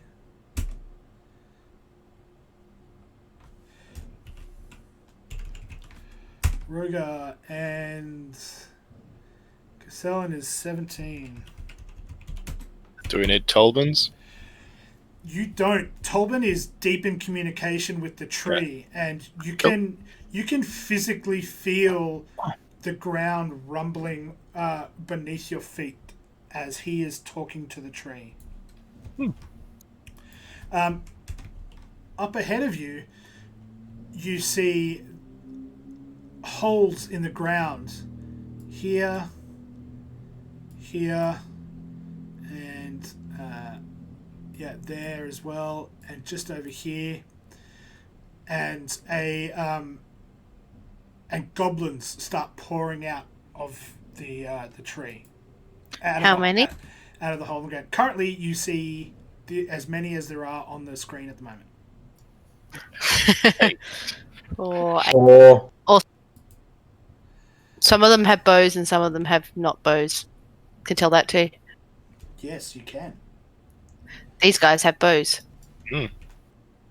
These guys do not. Sorry, there is a way that I can automate the initiative process, but it just doesn't want to work. I'll have to look into it more. I'm just looking as well. Did Tolbin get the benefit of that full rest? He doesn't look like he did. I know he's communing with the tree at the moment. Yeah, we can't edit his. Brian sheet. might be able to. Yeah, he did get the benefit of the full rest. I'll take that into account. Alrighty. Okay. And Castellan, for some reason, is 1 hit point off as well.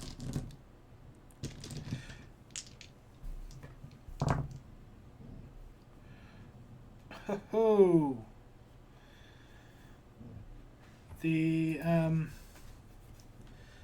Both guys rolled a 20 on their initiative. Jerks. Mm-hmm.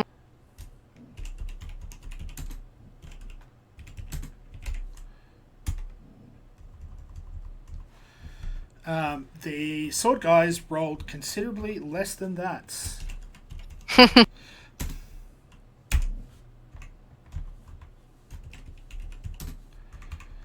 Um,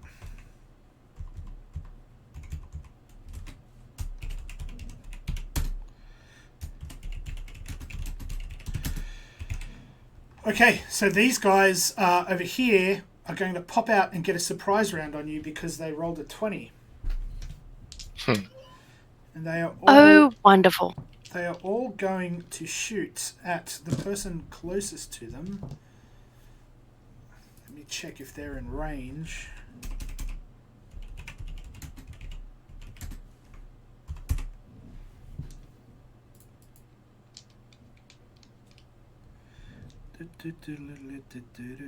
That's the one thing I didn't look at before I started. Okay.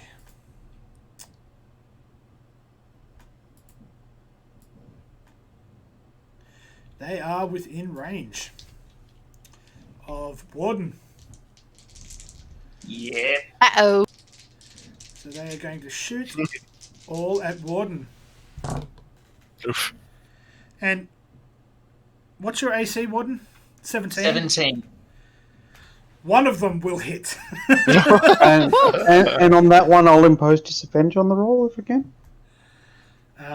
If you want to, yeah. And Throw my shield in the way of an arrow. the disadvantage roll will also hit. Ugh.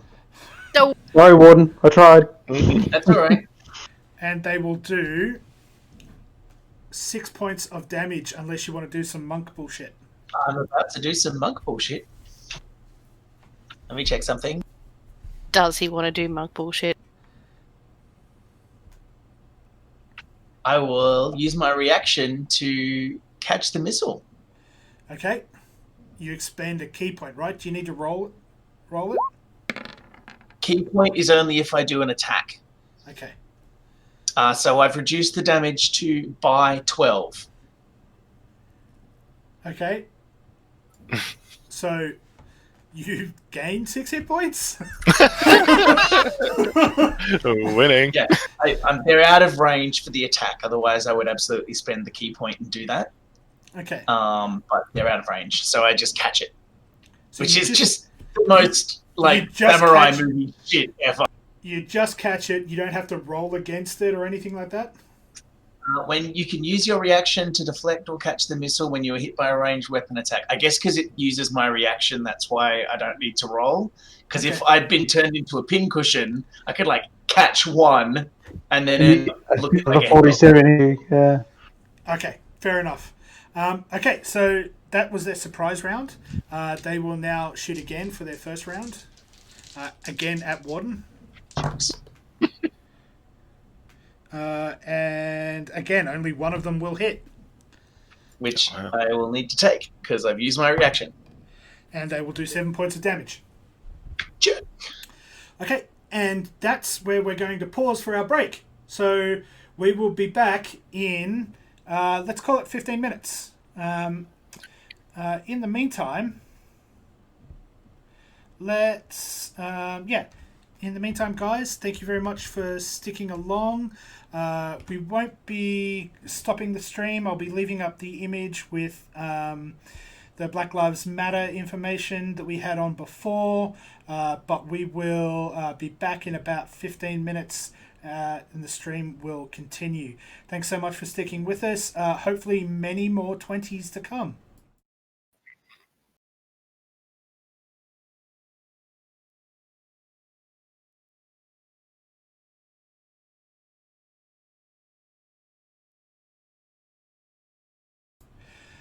And we are back. Thanks so much for sticking with us through the break, guys. I really appreciate it.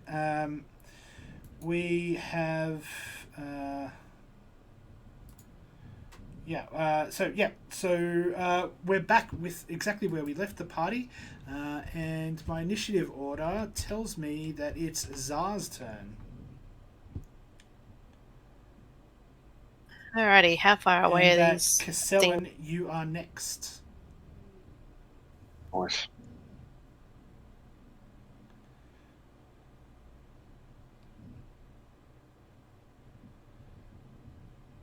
Sorry, I'm just trying to check how far away these things are to see what I can do. Alrighty.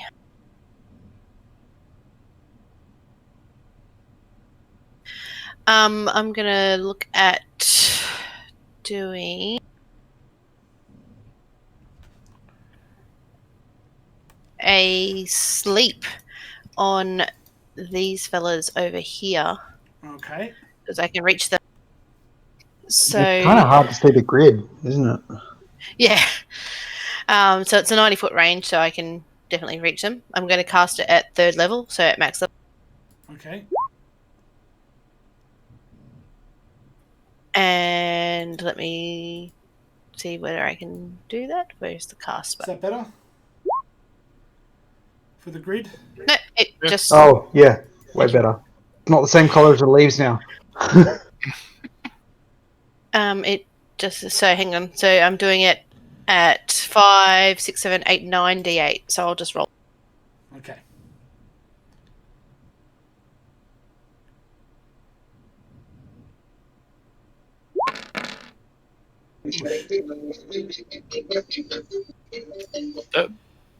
So Yeah. pick 3 of them, and those 3 are asleep.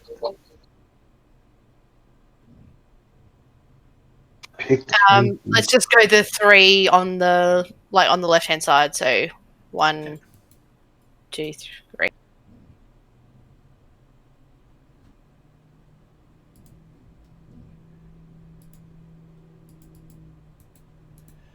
Why can't I... What layer are those guys on? I'll put them on. Nope.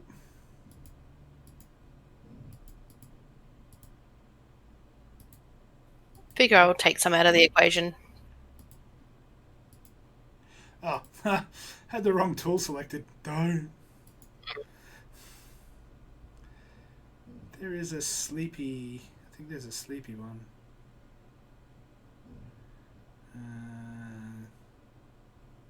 Yeah, that's sleepy.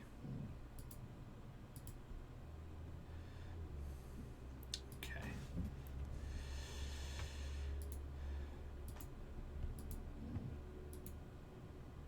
So, Castellan, if you're going to cast a fireball, cast it at the other ones, okay? Castellan's not going to cast a fireball at all, is she? Planning that already. No fire. Yeah, the Godswood did say no fire. On the one And hand, Tolbin said no fire. Tolbin said it. Godswood. On the other hand, Castellan.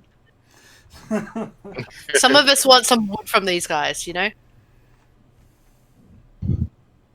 This is true. No pun intended. Can you send the spell card for... Oh, you did. 5d8. I did. How long does it last? 1 minute. 6 rounds. Or was it 10 rounds? 6 rounds. I don't know. How long's a... I think the rounds are... We'll say it lasts 6 rounds.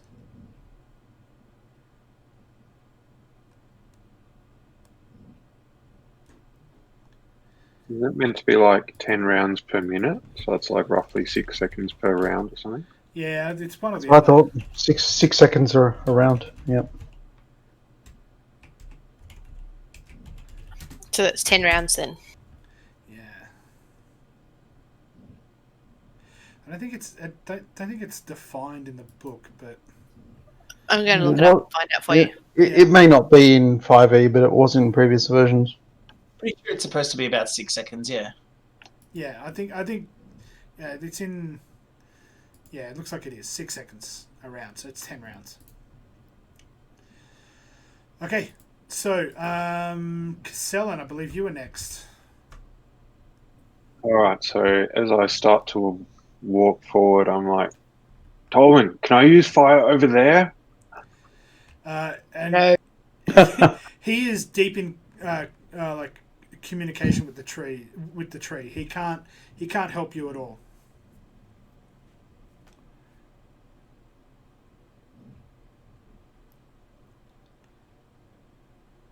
All right. Well, I want you to all to understand the sacrifice I'm going to make here.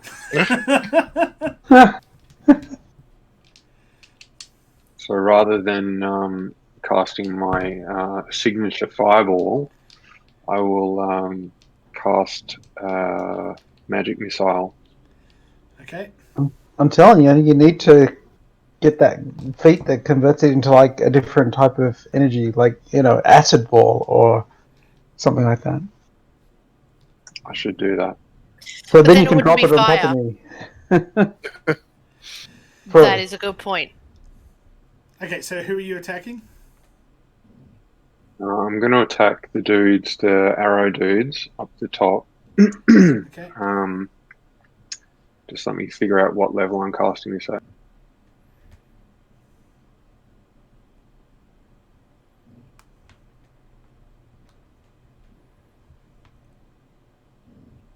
Alright, I'll cast it at second level.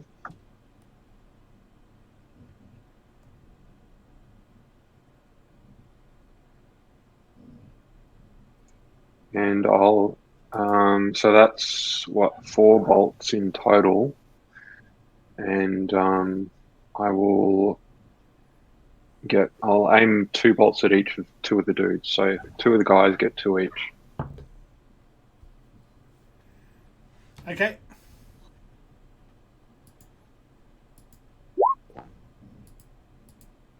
I forgot the slash.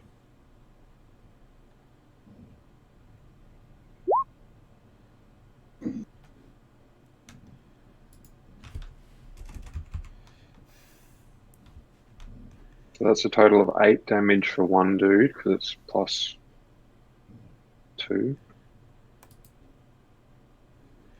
Okay.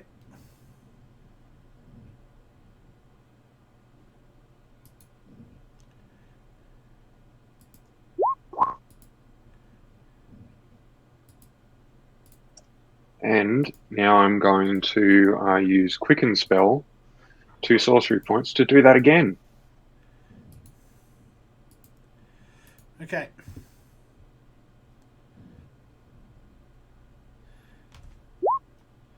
Warden, you are up after Castellan. Gotcha.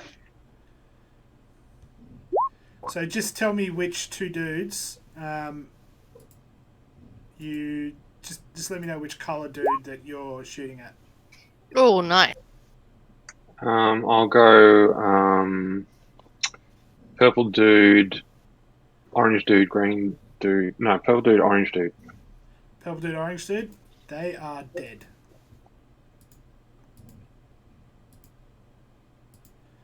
Splat. Splat. Splat. Yeah, as you go, fuck you! And the bolts just sort of come off and twirl around, make their way through, like just punch through smaller trees. They just go, and they just fall over with holes in them, lying dead on the ground.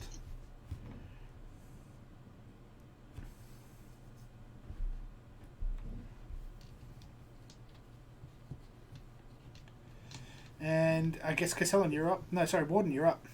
Okay, so spending a Morgar, key you are point next. Sorry, go ahead. to activate my Step of the Wind. Okay. I shall yeet myself forward. Okay. Oof. I will then engage red and green with 1 attack each because I get 2 attacks per action. Correct, you do.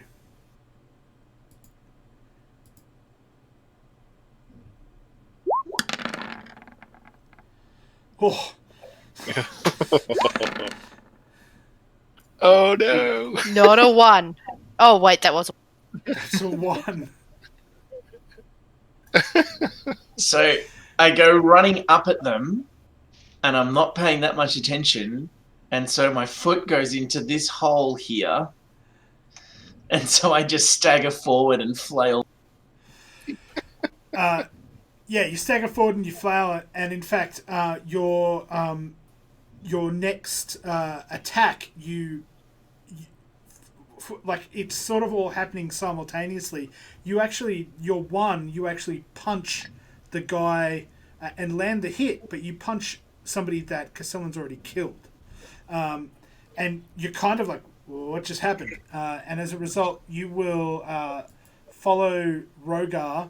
So you'll move down 1 for the next round of combat, but then the following round you'll be back up to where you were. All good, thank you. Rogar, you're up. That's the result of your 1. Rogar, you're up, buddy. I was just trying to find the rules on double moving and stuff like that. How did we do that last game session? So, charging, you can do a charge, and I think that'll give you 60 feet. But what you can ordinarily do under the rules is move your maximum movement and then use your bonus action to move another 10 feet is what the rules are. That's right. Yep, I remember now. Thank you. All right. So that would give me a move of 40. Correct. That's not enough. Which ones are asleep? It's kind of hard to tell. It's the 3 on the left. The one on the very right is awake. Yeah, okay. Well, I'll charge him, I guess. Go straight to there. Is that doable? That's well within 60 foot. About 50 foot. 1 sec. Yeah, so you can move double your movement in a charge. So just remember, charging, you may charge without a feat in my games. To do so, you must move at least 10 feet. Charging uses both your action and any bonus action or reaction for that round. You must move in a straight line to the target, and you must attack the nominated target. You gain advantage on this attack, and you can only use charge once per combat. Just going to ask, he's already used his reaction. Does that mean he can't? That was Or a surprise attack round. that- That's not this round. Yeah, that was the surprise attack round, not this round. So he's... Yep. Yeah. I was thinking of that too. No, I went, Just hang on, double check. that was a previous round. I'm all good. Right. Yes. So hitting him with advantage, I guess. Yep. Is that only on the first attack, I assume? Yeah, you only get it on the first attack. That's correct, yeah. Yeah, okay. Rolling that, change that to... Ooh, super advantage. No, just advantage. Ugh, that was terrible. Oh my god, really? Yes, that was awful. Your hammer comes out and you lick into this guy and you move, and the goblin just sort of goes and moves around it, and you don't manage to land a blow. Wow. Our advantage at top of 12 with a plus 90 hit. So higher roll was a 3. Alwyn, you will move next, but out. Do I still get my second attack, or is that taken up by the charge action? No, your attack actions different. You can attack again, but you don't get advantage. Yeah, no advantage. All right. Second one coming up. This will be just normal roll. Submit. Okay, I've correct whatever I was doing wrong before. Hopefully. Yep. Okay. So that is 6 damage. Is that all? Yeah. Okay. Roll poorly on the damage. Okay.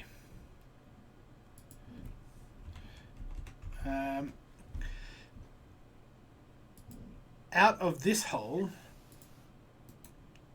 the one over here, you can't see it, I'm on the wrong layer. You'll see it in a second. 3 more goblins come out. I can see him, but I can't see the party Aren't you anymore. guys glad Because that I slept the there's ones that were a rock in the way or something. Interesting. I don't know.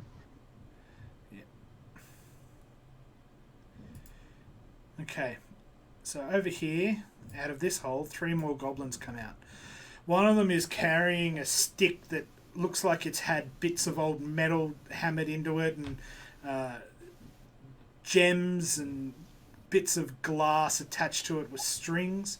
And the goblin starts, this goblin here starts chanting, like just,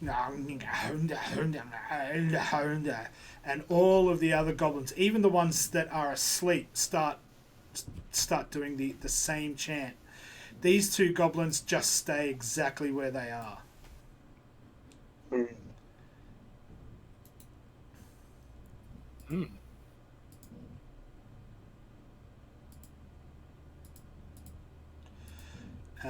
Alwyn, your turn.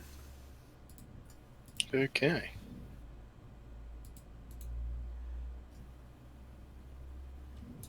So, where's my sheet?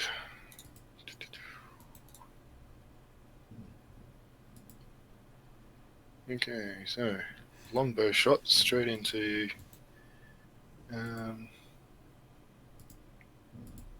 Let's go one in purple and one in green.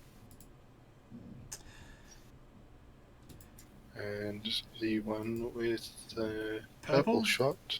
Purple is already dead. Oh, these guys here. So the guys in front of the guys that just showed up. New purple. Yeah. Okay. Go ahead. Yeah. Yep.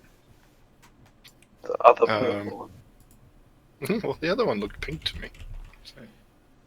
Anyway, purple one I'm going to use Planet Warrior on as well. Okay. I'll post that. And... Oh. God. What the... Thank you, D&D Beyond. Never been easier. 28 will hit. 28 will hit, and it's got... You do 6 plus 1d8. What the hell did it do? Oh. Why did it roll that? Okay, well I've got...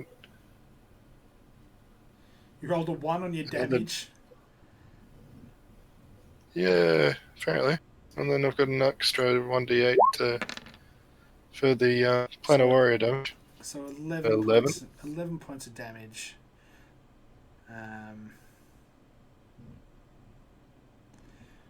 Cool. And then against Greenie... Do it again. Oof. 17 hit. 17 will miss. Oof. Rough. These goblins are wearing like armor that looks like it was made out of, like, it's basically, it hasn't been forged, it's bits of metal that have been flattened and hammered into shape. Like, it's not proper armor, but everything's, so like they're wearing some weird sort of plate that's like this amalgam of things that aren't armor but have been turned into, and they're carrying large shields. Cool. So you did 11 to the first guy, right? Yes.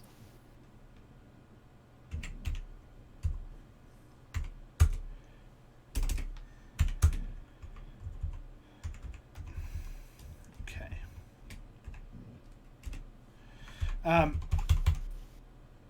Okay, it's the Goblin Sword guy's turn. Are any of them alive? There's one who's not asleep. Yeah, one's awake. How much damage did you do to that guy? Oh yeah, you left him with that many hit points. Yeah, okay. So he will chitter and and stab at you with his two swords. Rogar? Well, one of them hits critically. Sorry, doing 10 points of damage. Okay. Now. And then,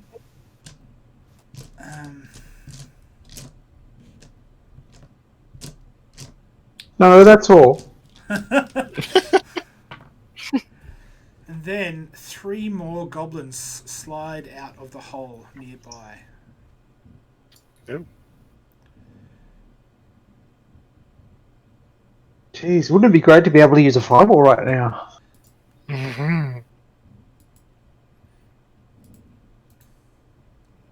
Don't tempt him. I'm not ruling it out. I'm not ruling it out.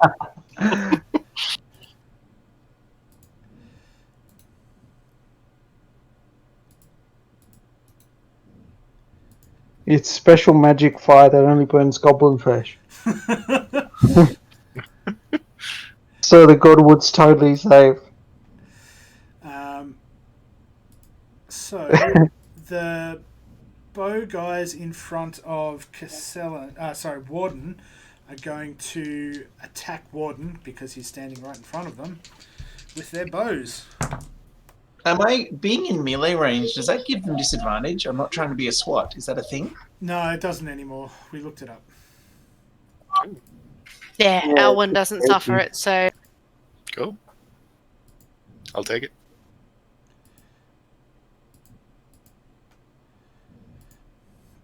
And one of them, what's your AC again, Warden? 17. They will both miss. They'll just go foom, foom, and just miss it, and just miss. I'm one of those cool jumping in the air, like spinning horizontal things. Yeah, so they go either side of me.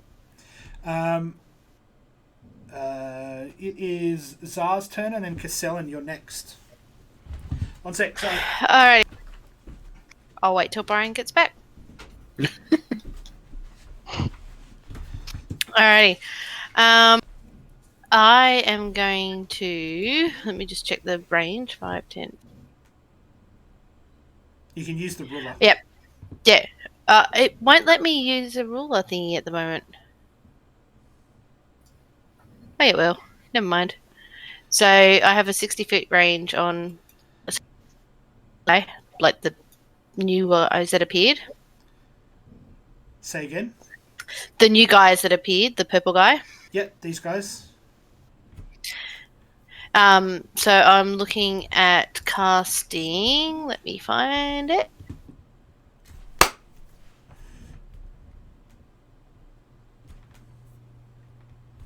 This on them.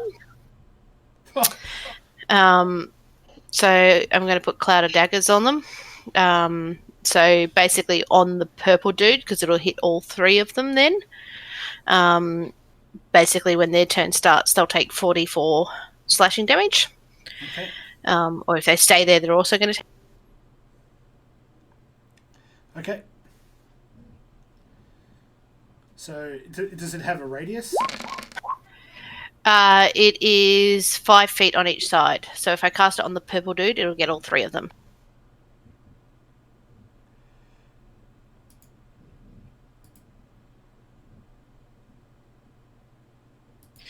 So, yeah, I cast it at... It says I cast it at 3rd level. I meant to cast it at 2nd level. Hang on. No, it did cast... Let me cast it at 2nd level, make sure it does it. Did that do it at 2nd level? It says 3rd level still. That's weird. I'm definitely hitting the 2nd. How many is it actually rolling? It's rolling more. Hang on. So 2nd level should be 4, so I'll just roll those. Okay.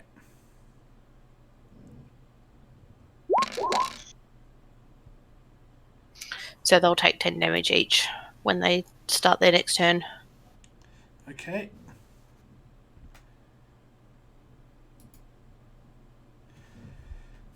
So it's a 10-foot circle, yeah? It's a 5 foot on each side, so yeah, 10-foot circle.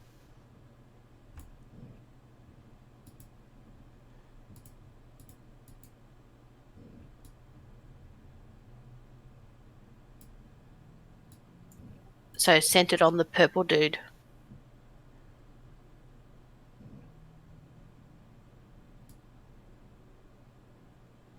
Like that? Yep. Okay. So it happens at the start of their turn, or when they first enter it. Yeah, so according to the rules we worked out in the last play session, these guys aren't enveloped by the whole thing, so they can roll to take half damage. Dexterity check.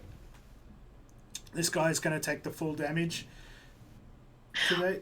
What if I centered it more here? I should be able to get more than half of them.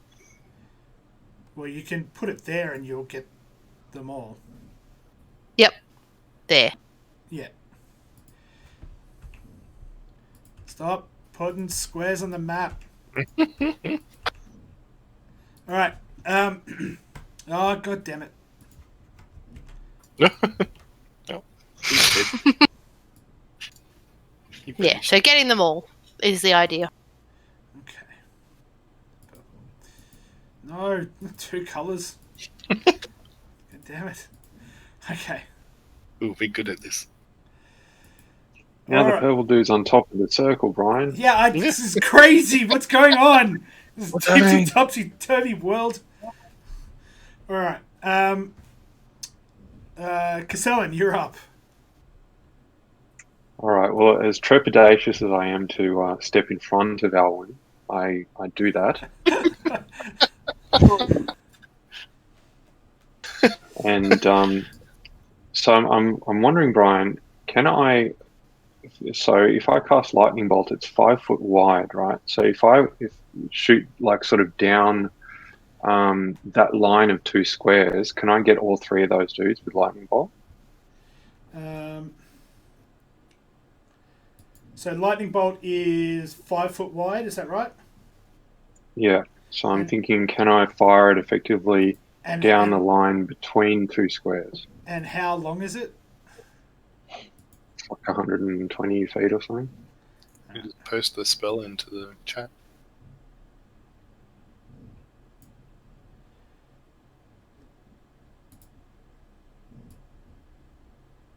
So you want to cast it like that? Or like that? More to the right, so I'm trying to get all 3 of them. You can do that, but they're not all going to be covered. So they'll get dexterity to avoid it. Yeah, I think they get that anyway, though. Or Yeah. do you mean dexterity to completely avoid it? Yeah, dexterity to completely avoid it, because they're only half covered. All right, well, in that case, I won't do that. I'll just center it on the purple dude and the dude casting a spell, because I'm like, this guy's casting a spell. That just offends me. Okay.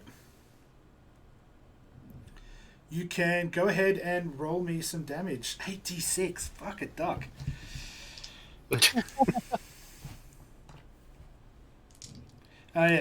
This podcast contains adult language and adult themes.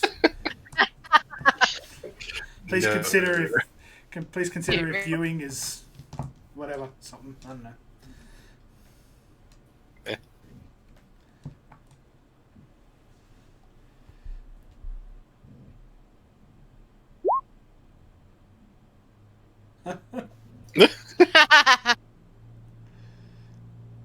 It doesn't have the word fuck in it though. I'm disappointed. Yeah, I ran out of things to use fuck in, so this one is be quick, bitches. Fair enough. I'll accept it. Okay, luckily lightning bolts never start forest fires, so it's all good. so dexterity saving throw versus your spell attack, I guess. Yep. What's your spell attack? 16 or 17, isn't it? 16. Okay, one of them, the guy in front, does not save. He takes the full 26 points of damage. The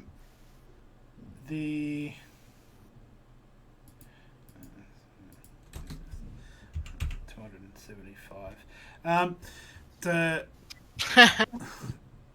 This guy here actually will use an heroic reaction and put his hands. He saves, but he will put his hands on the green guy, and as the damage hits him, it runs through him and grounds out through the green guy, and the green guy takes all of the damage that he would have taken. That doesn't sound like a heroic reaction. No, he just didn't want to get hurt himself. What a fucking there selfish is nothing heroic about that. Where's my meat shield? That's very selfish of him. Okay, well, I'm like, oh, hells no. And I use Quicken Spell to cast another lightning bolt directly at that dude. Nice. So, how many sorcery points is that? 2. Okay. So it's 2 per go, or 2 in total that you've used? I've now used 4 Okay. in total. Alright, go ahead. Roll your damage. So it gets the same 2 twos again, yeah? Damn. 25. Okay. And they both make their saving throw. And again, he oh no, he can't this turn. He will take the damage. So it is. Yeah, he will. 12. So purple is down to 210. He goes down to 4,682. Tough goblins. Yeah. They're just bags of hit points. They're these hideous, amorphous Akira-style blobs of goblin.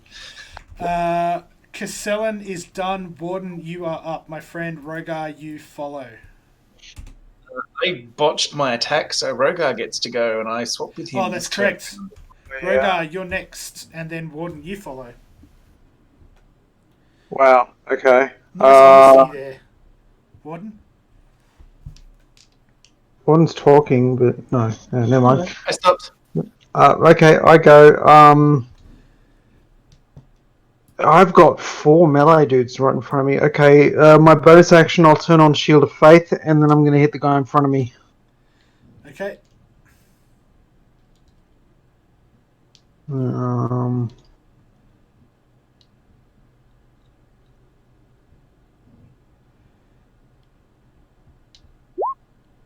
Ooh, ouch! Whoa! I may not need this. I may not need the second hit with that. If you're in chat and you're a real person and not a member of If the you're party, you're not like a fake person like us. if you're in chat and a real person and not a member of the party and not Ramza, because you already got one, my friends, go ahead and just type something in chat and we will send to you a Steam code. Now, if that doesn't drop him, I've got a second one coming, and I may as well roll it anyway because. No, he is dead. Oh right, okay. Well, I won't do the second one and risk rolling a 1. Yeah. So don't forget these guys are asleep, so essentially out of. Yeah, I know. The 3 behind them though are very well awake. Yep. Yeah. So there's 4 dudes. Yes. There's 6 now. They're alive, but 3 of them are asleep. Yeah. All You good. got this, right? Oh yeah, totes. Yep. Sorry. So do you want to make a second attack? You want On to who? like bludgeon the guy in front of you? Oh, I could still move, couldn't I? Yeah, Can I you can attack, move, and attack? Can I do that? Yeah, so long as you don't exceed your movement, you can. Oh, okay, all right. Move up to here. Yeah. Stepping over the body of the one I just crunched. Actually, I don't know if you can attack, but you haven't moved. But I know. Oh, well, but you haven't moved yet, so you can certainly attack then move. Oh, well, I could attack the one that's asleep, but that will wake him up. No, you can move. You can absolutely move up there. You haven't moved. You haven't used your move action. But I can't attack again. Yeah. Yes, you can. I thought you said I can't attack, move, attack. You can't move, attack. I don't think. But no, you can definitely attack, not. Move, attack. But yeah, I've attacked. Can I then move and then attack again? Yes. Yeah. Okay, I'll do it. I think so. You only have one move action, so you can use it whenever you want. Yeah, sure. Is how I would read the rules. And considering I'm in charge, that's all that counts. No, I don't care what the rules say. If you say it, then so be it. I will happily hit the goblin. Can somebody record that, please? Oh, I don't know if that will hit though. Jamie just said that he doesn't care what the rules are. It's whatever I say. Everybody heard that? All right, good. I heard that. I heard it as well. Upload it to YouTube and then capture it as an MP3. As long so as you it can goes in my upload it to favour, I'm YouTube. happy to go with what Brian says. Yeah. Rogar, that hit hits. And how much damage did you do? I don't understand why one is more damage than two-handed. Because That's you weird. rolled low. Yeah, two-handed rolled a 2. One-handed rolled a 4. Oh, it does separate rolls. roll. Yeah, of course. Okay. Yeah, 9 damage. 9 damage. He is not looking great. Jolly good. Okay. Love it, jolly good. I'll just keep mowing my way through goblins until there's none left. I better update my hit point thingy. And with Shield of Faith, I've got an armor class of 20 now, or 21 versus ranged attacks. Alright, I'm done. Did you So have you activated your sword, your shield? Is that what you're doing? Oh, that's right. It's an activate. That's a free action though, right? It's a free action, yeah. Yeah, sure. So Why not? you are now at +1 versus Ranged. all ranged attacks, yeah. Yeah. Handy. Okay. What? And I'm Now in a it's fight with lots of melee characters, so it's not going to do shit, but whatever. I'm going to burn a key point, and I'm going to lay down the smackdown Okay. and just put out 4 unarmed strikes. I'm going to see what they do, and then we'll see what I do. Okay. Back to the Twitch feed so I can actually see what's happening. 2, 3. That fog of war stuff on the map is really annoying. Oh. They are both dead. How does it go down? Right. Warden? You might need to use your push to talk again, buddy. Push to talk, sorry. So it's going to start low, so I'm in a nice kind of Wing Chun, crouch down, very down the line sort of stance after doing my flippy thing to avoid the arrows. Yep. I'm going to do a snap, like a snap kick back and forth that breaks the leading knee on both of them. And when they fall to the ground, like to that front knee, I'm then going to do the same thing again for their necks. Okay. Yeah, so they're definitely dead. And now it is this guy's turn. He will, while casting, he will reach out and crunch something. And as he does, he casts a spell, Grease. And I've just forgotten what its radius is. So bear with me 1 second. 60 feet. When you cast Grease, is it automatic? Oh, it's yeah. Or is it hydromatic? You're a bad person. Go to jail.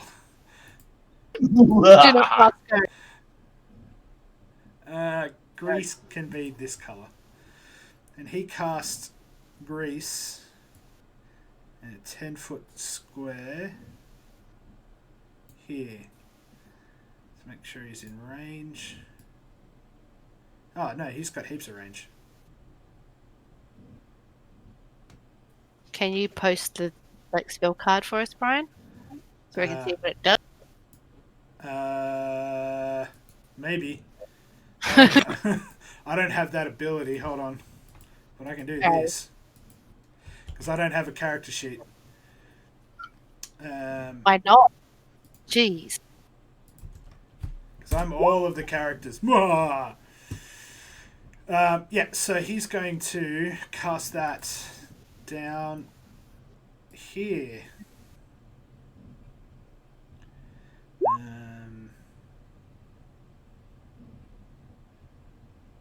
Yeah. Thanks, Alan. Mostly been attacked by these two guys, so he's Right. going to put that there. No. Okay. And that's his... Oh, wait. He's got to pass a concentration check now. Did they all pass, do their thingy for me, by the way, and take their damage? They clouded daggers, so and they can stay there if they want. Did you use pork rind or butter, Brian? Say again? Did you use pork rind or butter? Pork rind sounds tasty. So it is a dex saving throw? They don't get to take any saving throw. It's just the 44 damage the first time they enter or when they start their no saving throw for you. Okay, so... 14 Hang on, no. The No. one that the right was 10 damage each. The three. So When the grace appears, each creature standing in its area must succeed a dex save. Or On fall clouded prone. daggers. Oh, you're No. we're I'm talking looking at about clouded grace. daggers. Yeah, I'm not talking about the grease. I'm talking about them actually being able to start. 4d4 slashing. Okay, so this guy gets hit. You like just bang, bang, bang, bang, bang, bang. All like takes it all. It was 10. Yep. Yeah. So all of the They're all daggers. separate. Right? Yeah. All of the daggers that no, it's an area of effect, so it's applies equally throughout the area. All of the daggers that were going to hit this guy, he again puts his hand on this guy, and they all come through and just bang, bang, bang, bang, bang, bang. They all attack this guy, and this guy is now dead. Okay. Sucks to be the purple guy. It's like, Guess what, buddy? You're next. Fellas! Purple guy's still alive. He doesn't look healthy. He's not real happy. And then Old Mate has to make a concentration saving throw, which he does. And then, so Alwyn and Castellan, please roll dexterity saving throws, please. Thank you. That's okay. If they stay there, they take it again. It's all good.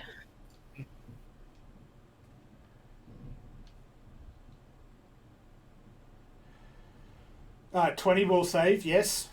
Yeah, dirty 20 with the 12. That's nice. Yeah. 17 will also save. Nice. And then he is going to move over to here, and this guy is going to move there.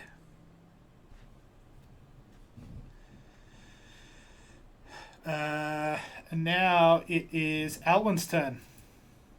Well, we're going to just take a few steps out this way. Hold on. It's when you start. It's when what is it? The creature that enters the area or ends its turn. Yep, I shouldn't have said anything. He moved out. All good. Okay. So that's also a concentration spell. Don't forget, Zah. Yep. This can actually move that. I can cast more than one concentration spell though. And we are going to put both attacks into that guy. One with Give me a ping.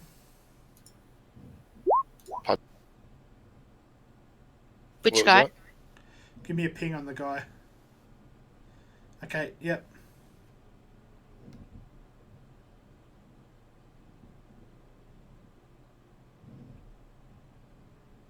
Okay, attack number 1. So 10 damage. 10 So damage. I assume 27 hits. 27 will hit. And the I'd be worried. So would I.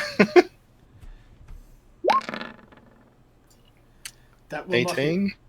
Oh, wait. 18 might. Might. 18 hits, yeah. There. Okay, 7 Plus damage. 10. Plus 10. It helps. Just a little. Just a little bit. So Doesn't help on the nat ones, though. no, it really doesn't. No. So what did you do altogether? 17 points? Yep. And he's got to pass a concentration check now.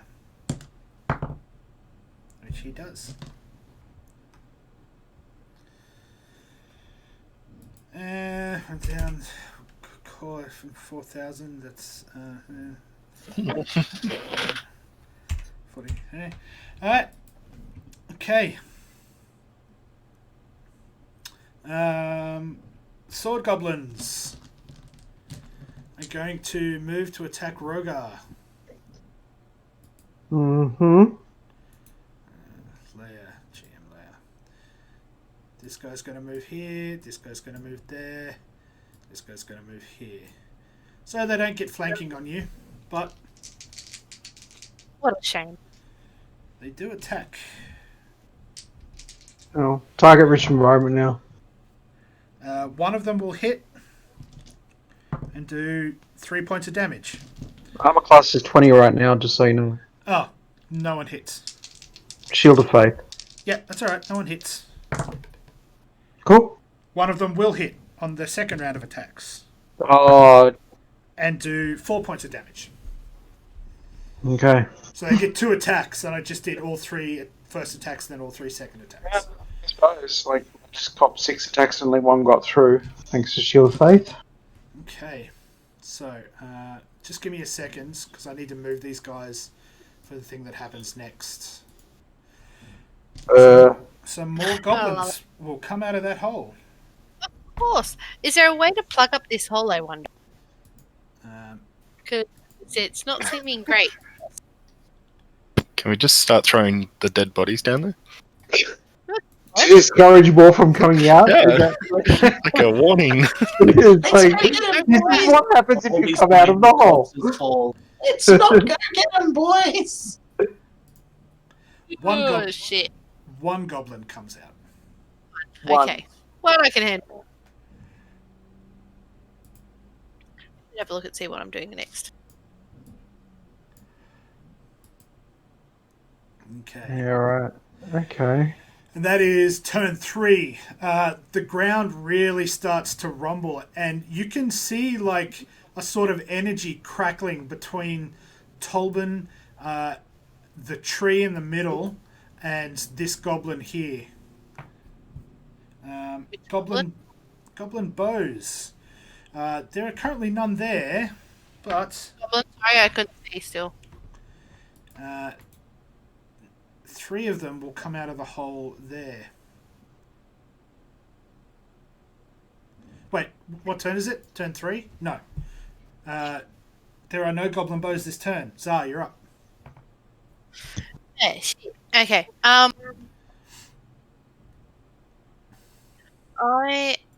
So what sort of weapon does it look like this purple guy has? He has like a crude club with bits of steel hammered through it, and is carrying what looks to have maybe once been a wagon wheel, a small wagon wheel that has bits of metal plated onto it as a shield. Okay, so if I was to cast heat metal, it would hurt him? Yep. Okay. Quite a bit. Yep, so I'm going to look at casting heat metal on him, which is this one. Just at the base level. So 2d8 fire damage on him. Got a fire now. It's only like fire damage, like it's hitting the metal up. It's not actually doing fire like Castellan does fire. Yeah, you drop it in the middle of the wood. And Just out of, you know. concentration spells. I just got to check how they work again. I think you can do 2 concentration spells. You can do concentration spells, but you have to do a wisdom save to maintain on whichever was cast first. Yeah, that's what I thought. So I'll do the save on the other one. So, if it'll hang on 1 sec.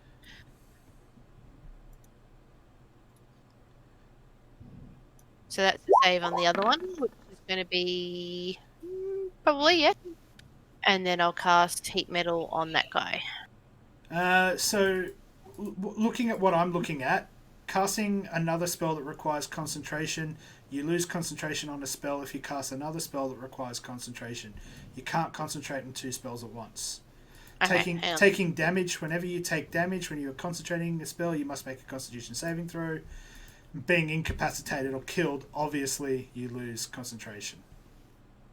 Alright, then I'll cast a different spell on him then.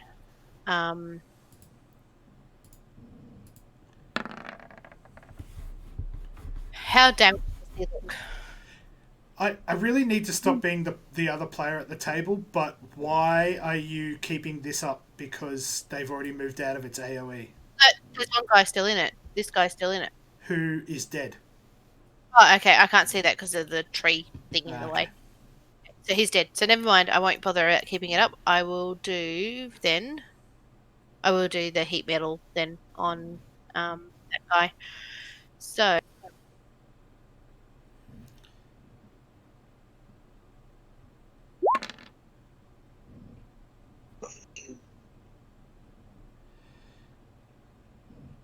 Yeah. Well, I mean, you've already rolled heat metal damage up here. yeah, sorry. Do it. Don't do the first one. The 7. 7. Okay.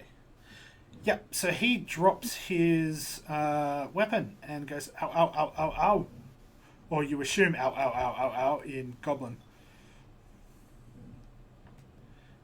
And is not looking very healthy. Castellan, you're next, and Warden, you follow. All right, cool. So, so that dude's dead in the cloud of daggers thing, right? Yep.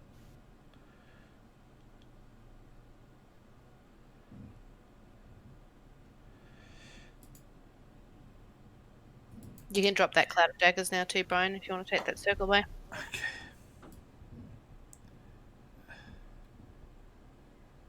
Just pop it over here in case we need it. Sorry, 1 sec.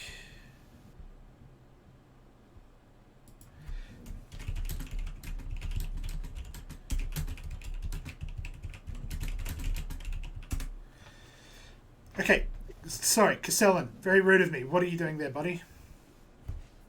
Okay, I'm going to cast Magic Missile at first level on this Sorcerer Goblin dude.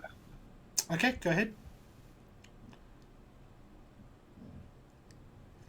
I think you know what's going to happen, though.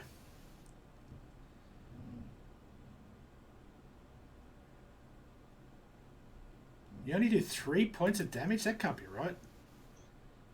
Doesn't it do 3d4 at level 1? I don't know how it's calculating that. Can I just roll the dice? Yeah, just roll the dice. Yep. It's only rolling 1d4 plus 1. So you only cast it first level. If you mouse over the damage, it shows you.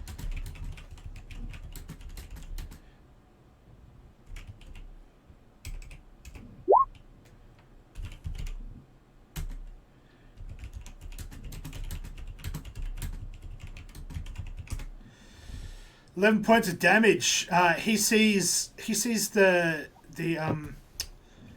missiles incoming and reaches out and puts his hand on Purple, and the missiles divert into the air and slam into Purple, killing Purple. You know what I'm going to do now, Brian? It said it sucks to be purple. So after seeing his buddy die the same way. I'm guessing that you're going to use your sorcery bullshit points. This is the last I can do. Okay. 10. 10 points of damage to the Chanter. Solid strike. He's still upright and chanting. He needs to roll a concentration check. This dude is the toughest goblin we've ever seen. And makes his concentration check. Which guy's this? Sorry, say again. Which guy is this that's still going? This one. Behind the tree that I can't see. Cool. Yep. You're in a really bad position. Yeah. I can't see half the map. Warden, you're up, and Rogar, you follow. Okay, I'm going to scoot across to our old mate, the Chanter. Yields. And then I'm going to drop some Smackdown Pond. Okay. I think I can see a key point. Hang on. I've already seen it absorb a lot of damage, eh? Yes. Looking. I think spending the key point only gets you an extra attack as well, doesn't it? So you get your 2... So Flurry of Blows gets me 2, so if that's a total of 4. Because I get 2 attacks for a regular, and then my bonus action becomes 2 more attacks. Okay, groovy. On board with it. It's feel silly if I don't, so I'm just going to do that 4 attacks thing. Okay.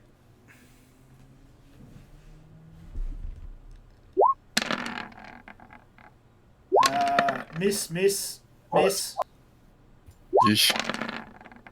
Hit. Hey.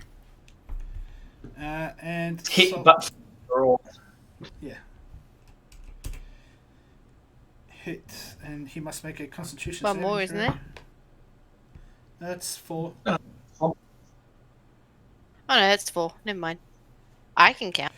He fails his Constitution saving throw, and you hear a rumbling like a something thumping at the side of a wall, and then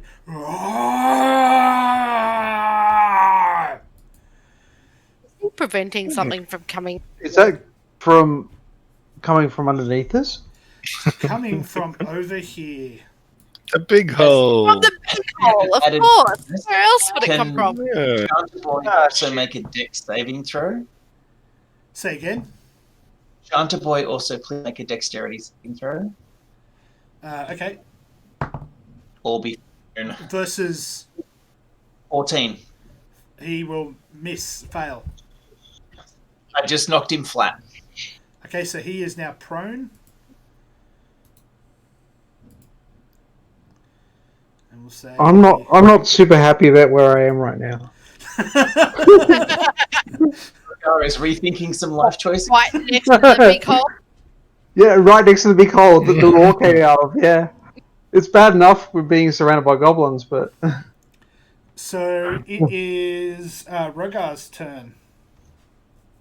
right. Kill some goblins, dude. Yeah, I'm gonna move. To a big Oh no! If I move out, it's a disengage, isn't it? And they'll hit me, so I've got to stay there. Fine, I don't move. I can't see any way that I would not take hits from disengage. Yeah, right. I'll hit pink. Actually, no, I'll hit blue behind me. Okay. I'll turn and smack him. I'll make room for the big thing coming out of the hole, you know.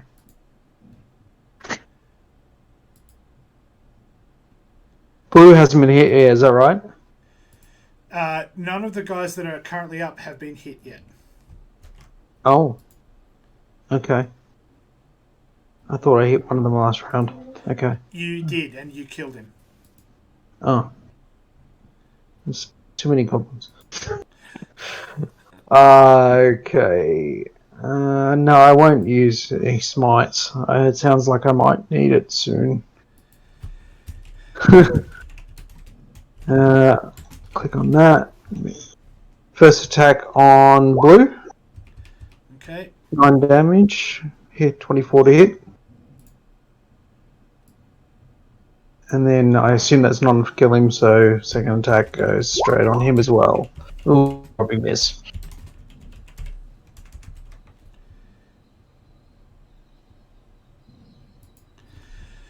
All right, sorry, let's have a look. So attack 1 hits for sure. Attack 2. Attack 2, not so much. Attack 2 also hits. Bullshit. What? Wow. 11. 11 hits. Wow. Must be wearing Okay. like a loincloth and nothing else. I know. So who did you hit? Both the same guy? Blue.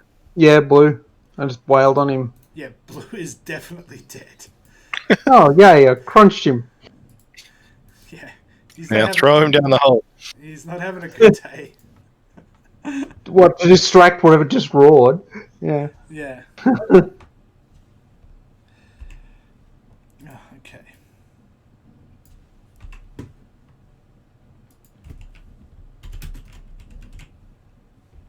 Sorry.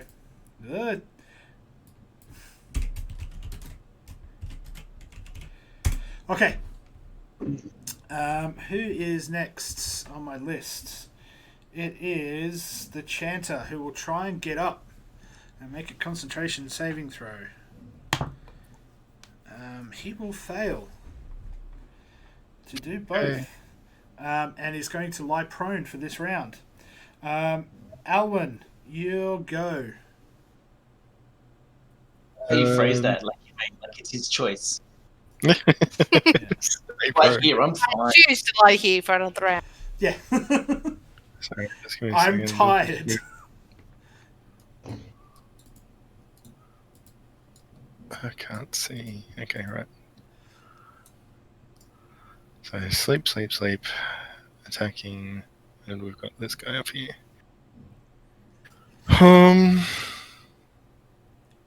Let's shoot the Chanter again. You can't see him. What? Oh no. Yeah, you can't see him. If I'm looking from your perspective, that's Warden. Oh no. Oh, he's half obscured, dude. I would say that you'd be at disadvantage there. Take a step. And do it.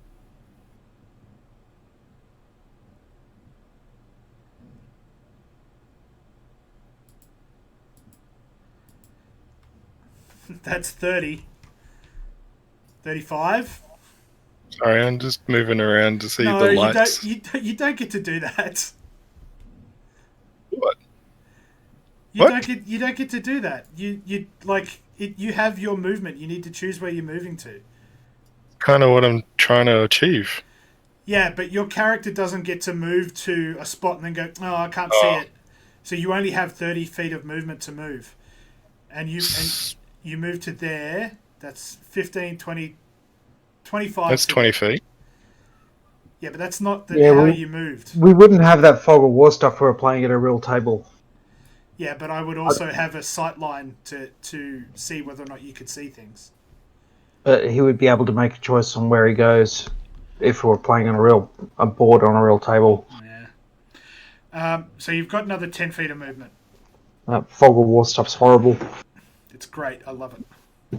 I hate it. I can't see half the board. I'm not really involved in the combat until it's my turn because I can't see what's happening. So I just switch off and don't watch. Oh, it's horrible, man. You're up. Alan, you have another 10 feet of movement. Yeah. All right. Sideways is more likely to get you, isn't Well. You could move to there. There you go. Yeah. Okay. All right. I'll move there and shoot him.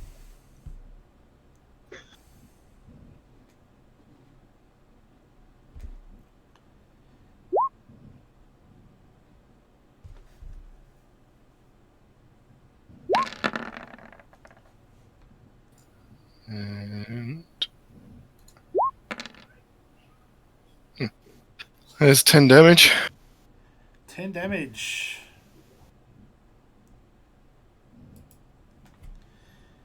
He is not looking great. Okay, second attack. Oof. Will also hit. And put 12 damage on him.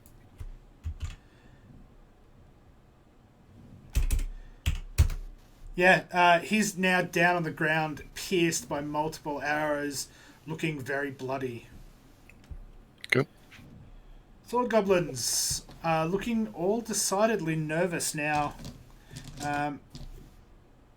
So far as a hive mind creature can look nervous. And they will attack Rogar. Are you still at 20? Yes. And they will all miss. And they will all miss again. Rogar makes it through unscathed. However, no more goblins come up through the hole. What about That's the big one behind me, though?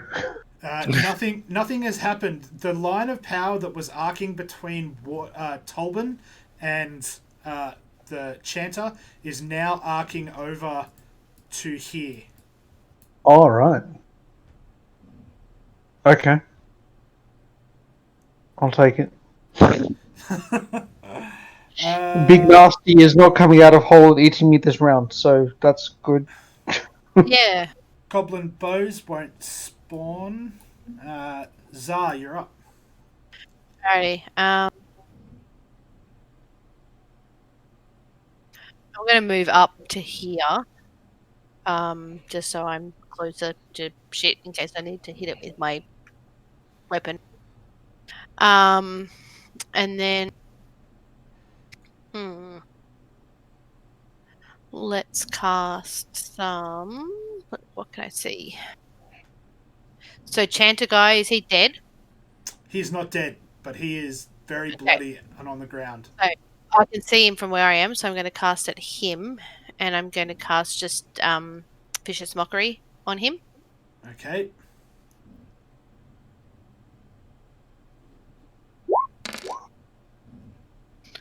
Five damage. I know. He is still alive. But looks even worse. It's got a lot of points. Hang on. It is a cantrip, but at 5th level it does 2. Oh no, it did the 2d4. Yep, you just rolled a 1. Okay. Yeah. I was wondering how you thought you got to 5 on 1d4. Yeah, I hadn't read the spell. 5. Castellan, you're up, my friend. So this chanting dude is still alive, is he? Still alive, if barely. Very barely. Yeah. Alright, well, I'm going to cast 2nd level magic missile on him. Okay. Barely alive, dude. I'm just like, I'm shaking my head like, I'm just like, is it a goblin? Is it casting spell? He's still alive? What's happening here? Better cast magic missile on 2nd level. Okay. So that's what, 4d4? Yep. I'm going to save you rolling. Even if you roll all ones, he will die. I'm going to do it anyway. Okay. Why not? 13 I want him points to of explode, Brian. I want him to explode in like a shower of blood and bristle covering Yeah. Warden. Yeah. Well, then that's what happens, my friend. Because you killed him, so you get to say what happens. Warden is just soaked in bits of goblin. Yummy. It's yum, yummy. Do they have red blood or green blood, Brian? They have green blood. You hear a rumbling and a fist pokes through over here. I'm on the wrong layer again. Fist pokes through over here. A giant fist. Looks like it was stitched together with different parts of goblin. What the Mega hell? Ew. Tolban says, I'm trying to hold it. Make sure it doesn't come out. Yeah, make sure it does come out. Fill up the hole. Alan, sword goblins. We can plug the hole with dead goblins. Yeah. All the goblins will miss their first attack. I don't know. Throwing more. All of the goblins will miss their second attack. Yeah, good point. There are no goblin bows this turn. They won't spawn. I'll give you a hint because you've killed the chanter.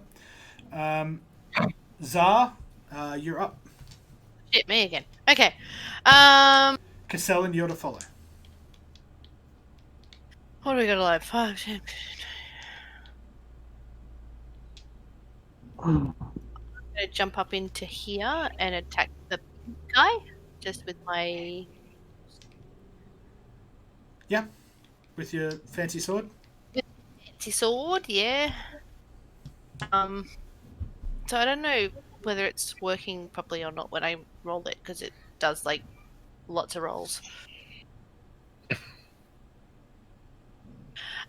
And also it does say properties versatile, and that means I should actually have more plus hit than it gives. Oh no, versatile. This means it can Never be mind. one or two-handed. Yeah, never mind. Yeah, That's right. My Warhammer's the same. That's why it gives 2 sets of damage. Yeah. So Yeah. it's an 11 to hit. Probably not going to hit. 11 will hit. Okay. So Oh. that's 1d8 damage, which rolled an 8, and then I don't know what all of the other rolls are. I guess it's one for of your it's for your 2-hand damage. So then you them. need to. There's 2 of them. Yeah, it does it to me all the time too. I just Yeah. ignore them. So I need to roll an extra d8 for my Isn't it a D6? Did I make it a D8? d8. Let me just link it for you so you can see. I should fix that. Yeah. D8 psychic. Yeah, that's a standard Yeah, longsword. and I will also use a bardic inspiration to add an extra 1d8. I'm going to turn this goblin into mist. It Okay. is. Hang on, let me find it. Psychic Blades, extra 3d6. Bardic, psychic. On the one goblin? Okay. Why not? It's Heaps going of to be these mist. guys, right? So a 1d8 plus 3d6. Yeah. Legitimately though, that extra damage should be 1d6. I need to fix that. We'll play it as D8 now. We'll add an okay. extra We'll play it as 12 damage. yeah. Well, so that 20 goblin, damage. that goblin is very dead. How do you want that goblin to die? I want his like blood to just spray over everybody around us. Like I'm like, Yeah. but it's like his head explodes to do it because it's Yeah. psychic damage, most of it. So So the psychic you- damage just causes his head to explode and bits of brain go over everybody. you stab forward like this and twist the sword, and a black energy runs down the blade and into the goblin, and his blood starts to boil from the inside, and his head just explodes everywhere, covering Rogar. Conveniently, not you. Is there some sort of sub game going on where you get bonus points for getting gore on your friends? No, I'm a bit You a don't little like bit. it? Sorry. No, it just seems But to be you a don't thing, like it, right? like, Have so you- you're gonna get sprayed with. Have you It's played camouflage for what's I expect this of Castellan, not user. Have you not I am played capable. Dragon Age? You realise it? Yeah. Okay, Castellan, speaking of, time to shine, my friend. Right, so there's like this fist thing sticking out of that big hole, is it? Yeah, so it's now sort of a hand that's reaching on top of the hole, like something's trying to lever itself out. Okay. I'm going to whip out my Periapt of Fire. I'm going to cast Wall of Fire. But what I'm going to do is Okay. down to just five-ish feet, so that it basically circles that hole only, and the damaging side of the wall will be the internal side. Can you send the spell card through of Wall of Fire or Flame Wall? I think it might be called in the real world. Wall of Fire. Up to. So, Yeah, so it the says main up to, so I problem with assume Wall that of means I can Fire- reduce its size down to just 5 feet to just circle that hole and nothing else. And then I can choose which side of the wall does damage. So I choose the internal side of the wall.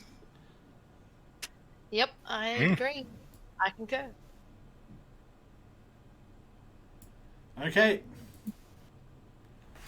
And it looks like the edges of that hole, there's no sort of vegetation or anything that could be set alight, right? It's all Yeah, dry, well, cracked I'm earth. doing my best here, guys. Like, if the Godswood gets pissed at me, it can suck my balls at this point. We want shit from this Godswood, so behave. Okay. All right, that's what you do. I roll 5d8 damage. Yeah. Roll 5d8 damage. How? We'll just remember that Ah. number. Just remember that number 23. It's a concentration spell, right? Yeah. Mm-hmm. Okay. So. Warden. Yeah, Warden's next, and then Rogar, you follow.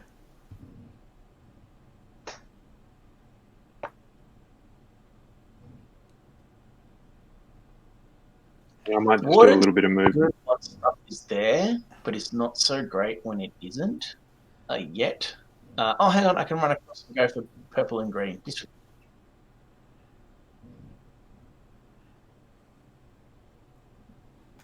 Stand on a corner.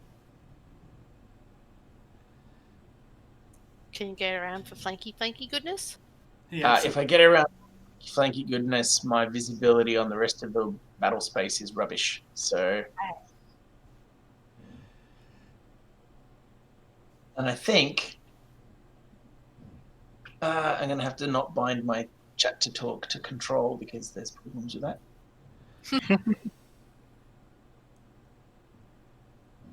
And I'm spending a key point again, and I'm doing my 4 unarmed attacks, and then I will apportion them as I see fit once I work out which one. So you're going to attack both of these guys, is that right? Yes. Okay.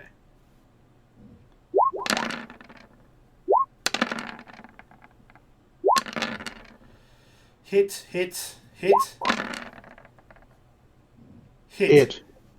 None of them are crits. They're all dirty 20s. Dirty, filthy 20. I'm just going to evenly... Hey, I can put 14 points of damage on both. You can. So it's...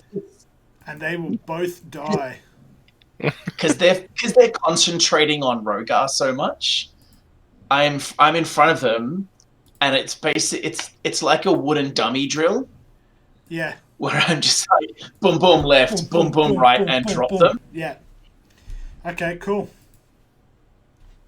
They both die, and you hear the rumbling. So all of the goblins are alive. Well, actually, no, they're not. You hear the rumbling increase as this hand, like now a huge, massive elbow, sort of, and shoulder is coming out, and it sizzles in the fire of the wall of fire. And you hear Tolbin say, "No fire!" And they're all gone. We remain in... Yes.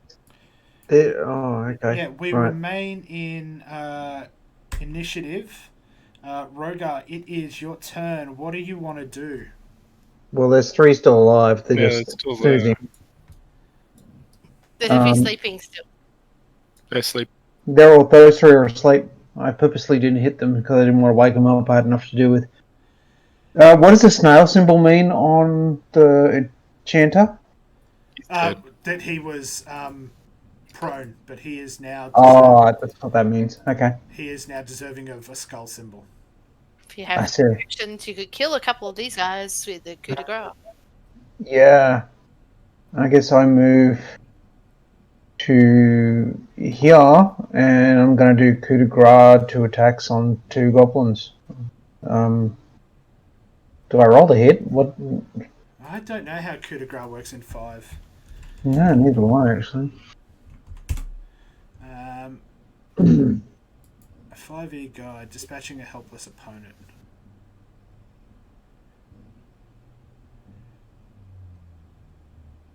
These rules, you can pass advantage. You attack at advantage, it seems like. Alright. So I could screw this up. Yeah, Hooray! So there is no coup de grace rule in 5e. It looks like you just get advantage because they're prone. How many rounds have we had? This is your 5th round. They're still asleep from level 5.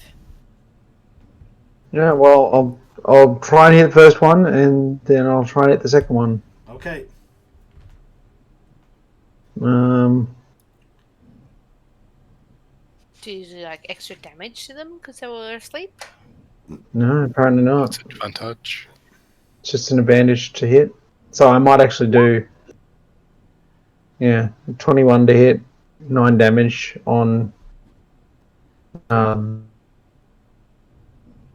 Oh yeah, because it's advantage. Yep, 9 damage. Not dead, and now awake, but very, very injured. What the fuck happened?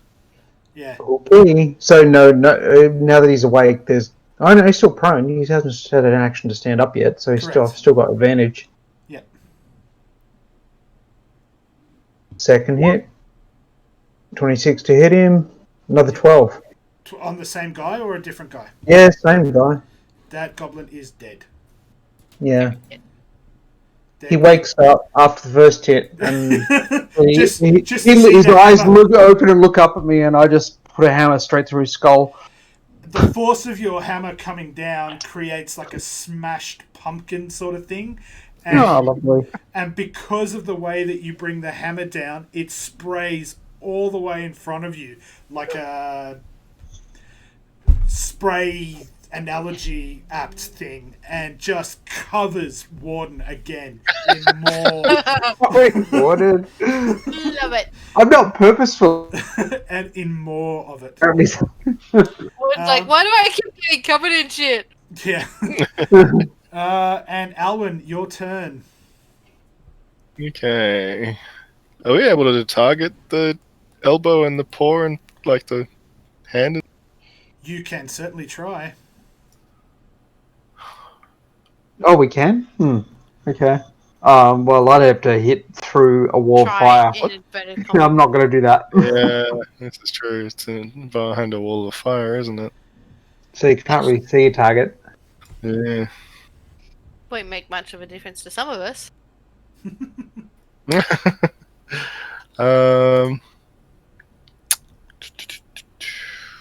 are we gonna do? We are going to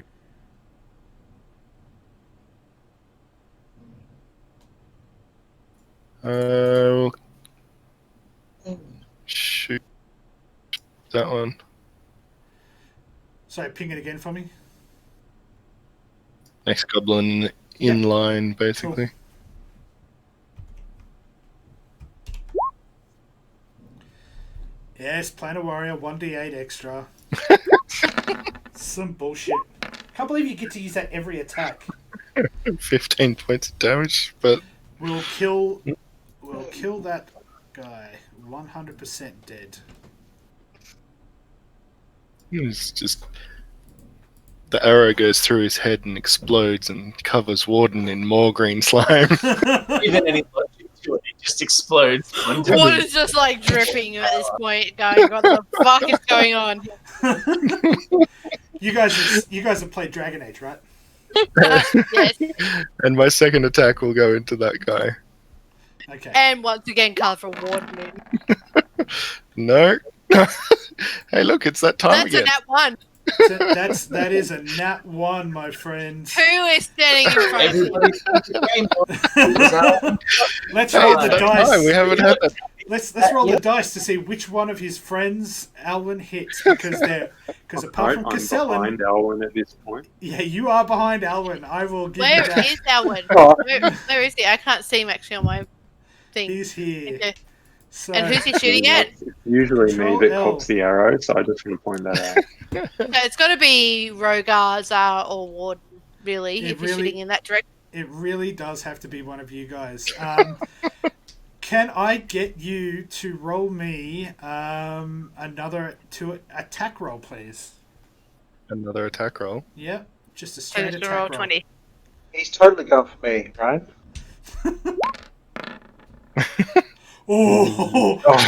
On my screen, that was a 20 for a second. We have had that before. 14. Will that hit anyone's armor class? I don't think it will.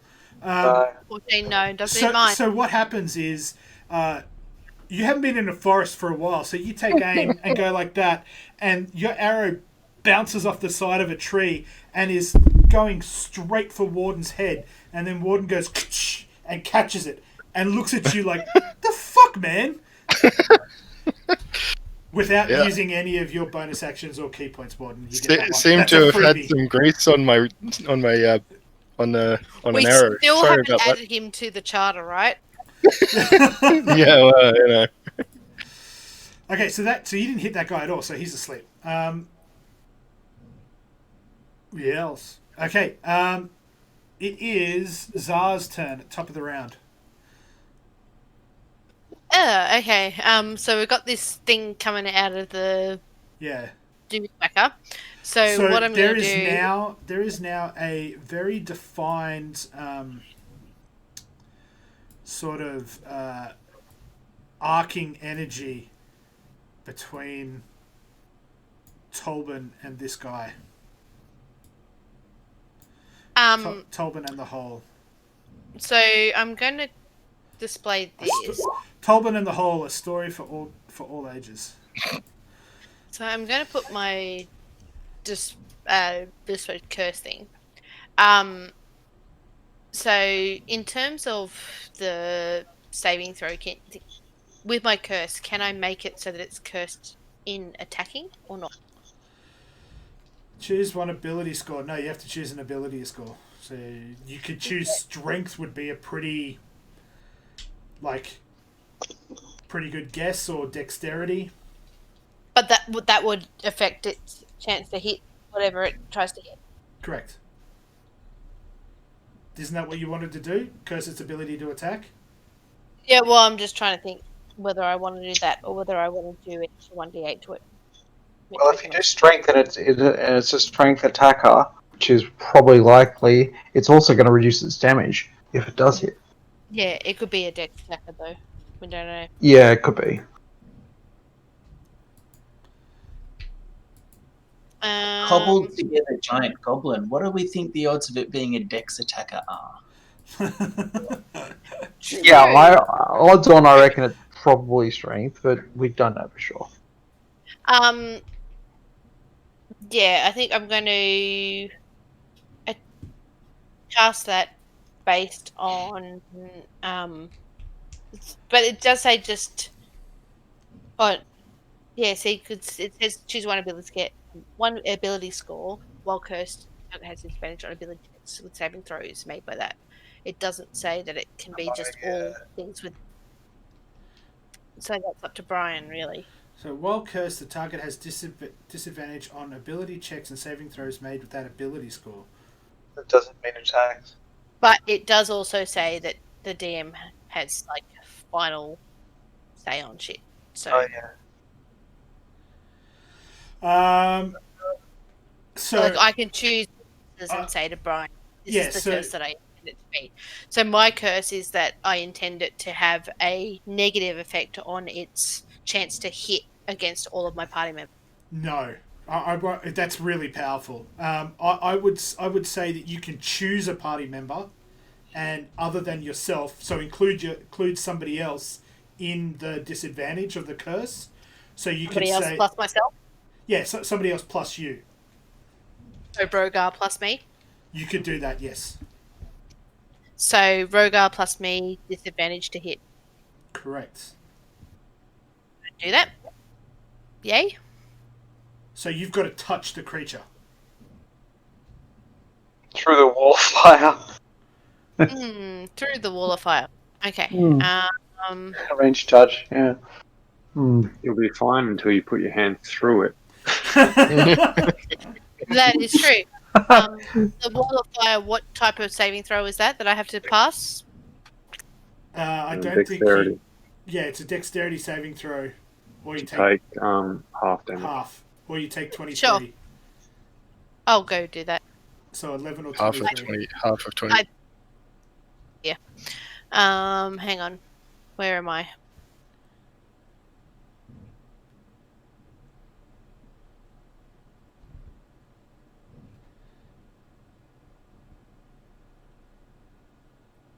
Okay, so I'm going to step to here and reach out to touch the thing.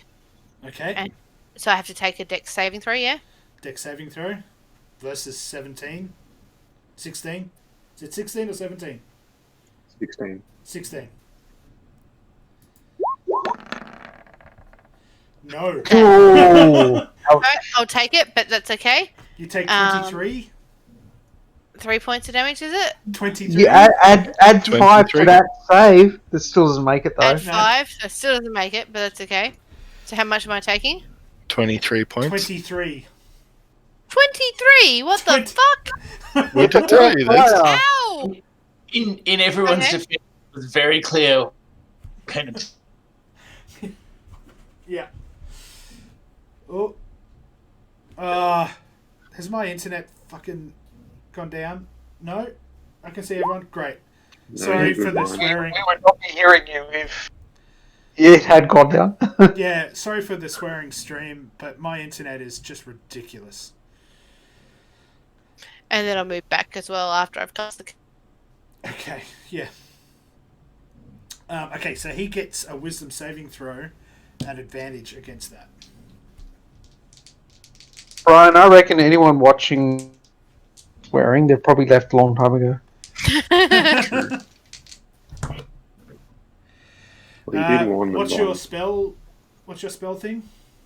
My spell DC is 15. Okay, so it makes it. What happens if it makes it? Nothing. Awesome. Ouch. It took 23 fire damage for nothing. Yep. Oh no. Hold on a second. That's okay. I must succeed on a wisdom save. It does nothing That if creature, it does. yeah. I wish they changed the font of this to something like if it was, I don't know. Anyway, yes, sorry, he succeeds. No, that's all good. This particular creature has advantage against spell attacks. Ooh. Right. Wonderful. Castellan, you're up. You've just seen Zar stick her hand in fire bizarrely. I'm just like, I just And do I went, the, ow! you know that meme where that's the dude from Pulp Fiction where he's like, Yeah. The John Travolta. yeah, John Travolta. I forgot his name for a second. Okay.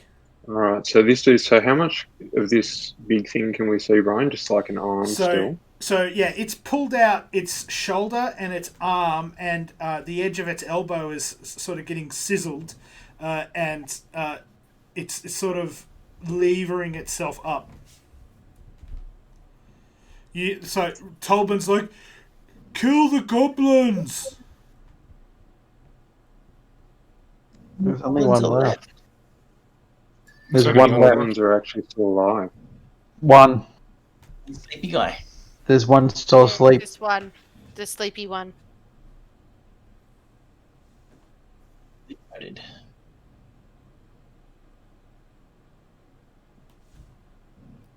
But also, should you continue the wall of fire, given that Tolban's screaming at you, no fire? Or I'm you totally don't give a keeping shit it what up, Tolban... Yeah, totally keeping it up, okay. Hi, Kaylee. Hi, Kaylee.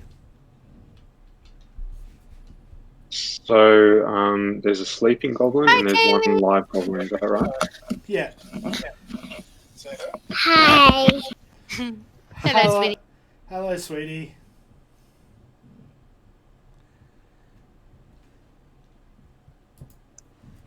Alright, so I'm going to use my last 3rd level spell slot to cast a lightning bolt down between both of the sleeping dude and the live dude.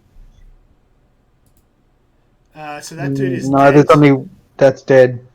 This guy is alive. There's only one left.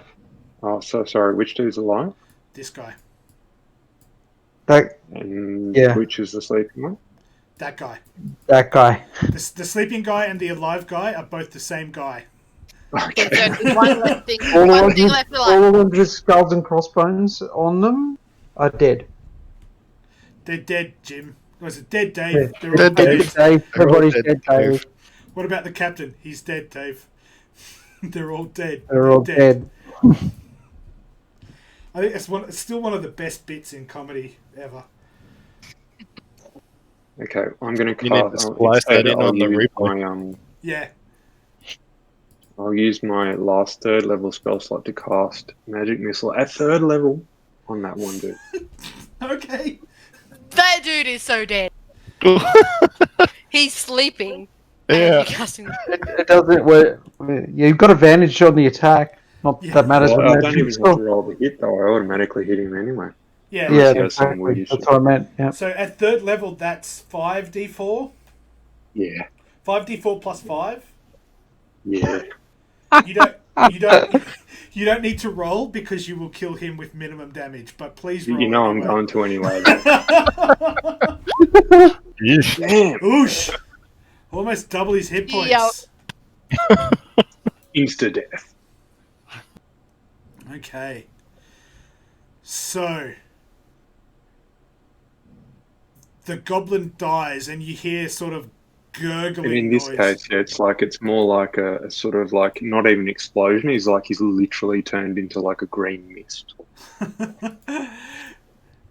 The goblin dies in a cloud of viscera and bone, and as that happens, you hear like this gurgling, and it's like the arm becomes unstitched and starts falling apart. And this chain of energy between Rogar and between Tolbin and the goblin hole, it intensifies for a moment, and then the hand just sort of goes up and almost in a sort of Terminator 2 way sinks down as it turns into literal sludge, and it falls through the holes. Tolbin's chanting intensifies, and the trees in the surrounding area shake, and the holes before you start covering up. And they just sort of, it's almost like a wound healing. Everything sort of covers up, and all of these goblins start decaying quickly, like really, really quickly. And Tolbin says, "No fire!" I assume you turn off the fire. Yeah. Okay. Assume away, but it doesn't hurt. Yeah, Yeah. It's Castellan after all. You can't make it. Yeah. So I think Castellan Firebolt's one of the gods trees. Just have fire. within Please Don't tell don't. me what to do. Please don't. within moments, the holes are covered up, and the goblins themselves are decayed. Even their bones are gone. The only thing remaining is anything metal that was around, and you start to see signs. Start Signs like of hugging healing. a tree. Start to see signs of healing in the trees that surround, bark growing back, things like that. And then Tolbin slumps over, exhausted, and he says, he turns and he looks at Cassell and he says, "The trees don't like you. I like you, but the trees don't like you very much." And I'm hugging a tree by this stage. Okay. Because I want shit from the trees, so they don't know that, but I'm hugging a tree. Good tree, good tree. Now fall over. Do the trees get a sense motive roll on Zara's hug? No, I genuinely care for the trees, but I Uh-huh. also want shit from the trees. Yeah. Yeah. I believe you. I didn't cast any fire. Okay. I was like genuine in that regard. I don't think I have any fire spells, and if I had them, I would. So that's, I think, where we will leave it for this session of The City Beneath. Thank you so much to chat for sticking through us as we watched all of that. I really appreciate everyone staying on and watching it. We will return again in 2 weeks, barring me being a sickie. And we'll be giving away more Steam codes with Natural 20s. So, once again, I was joined by Warden, Zar, Rogar, Alwyn, Castellan, and even though it says he's here, he wasn't actually here, but we played him like a champ anyway. It's Tolban. Thanks very much, guys. Be kind to one another. Live your best life. See you later. And that'd be a lot smoother if I could do the transition better next time.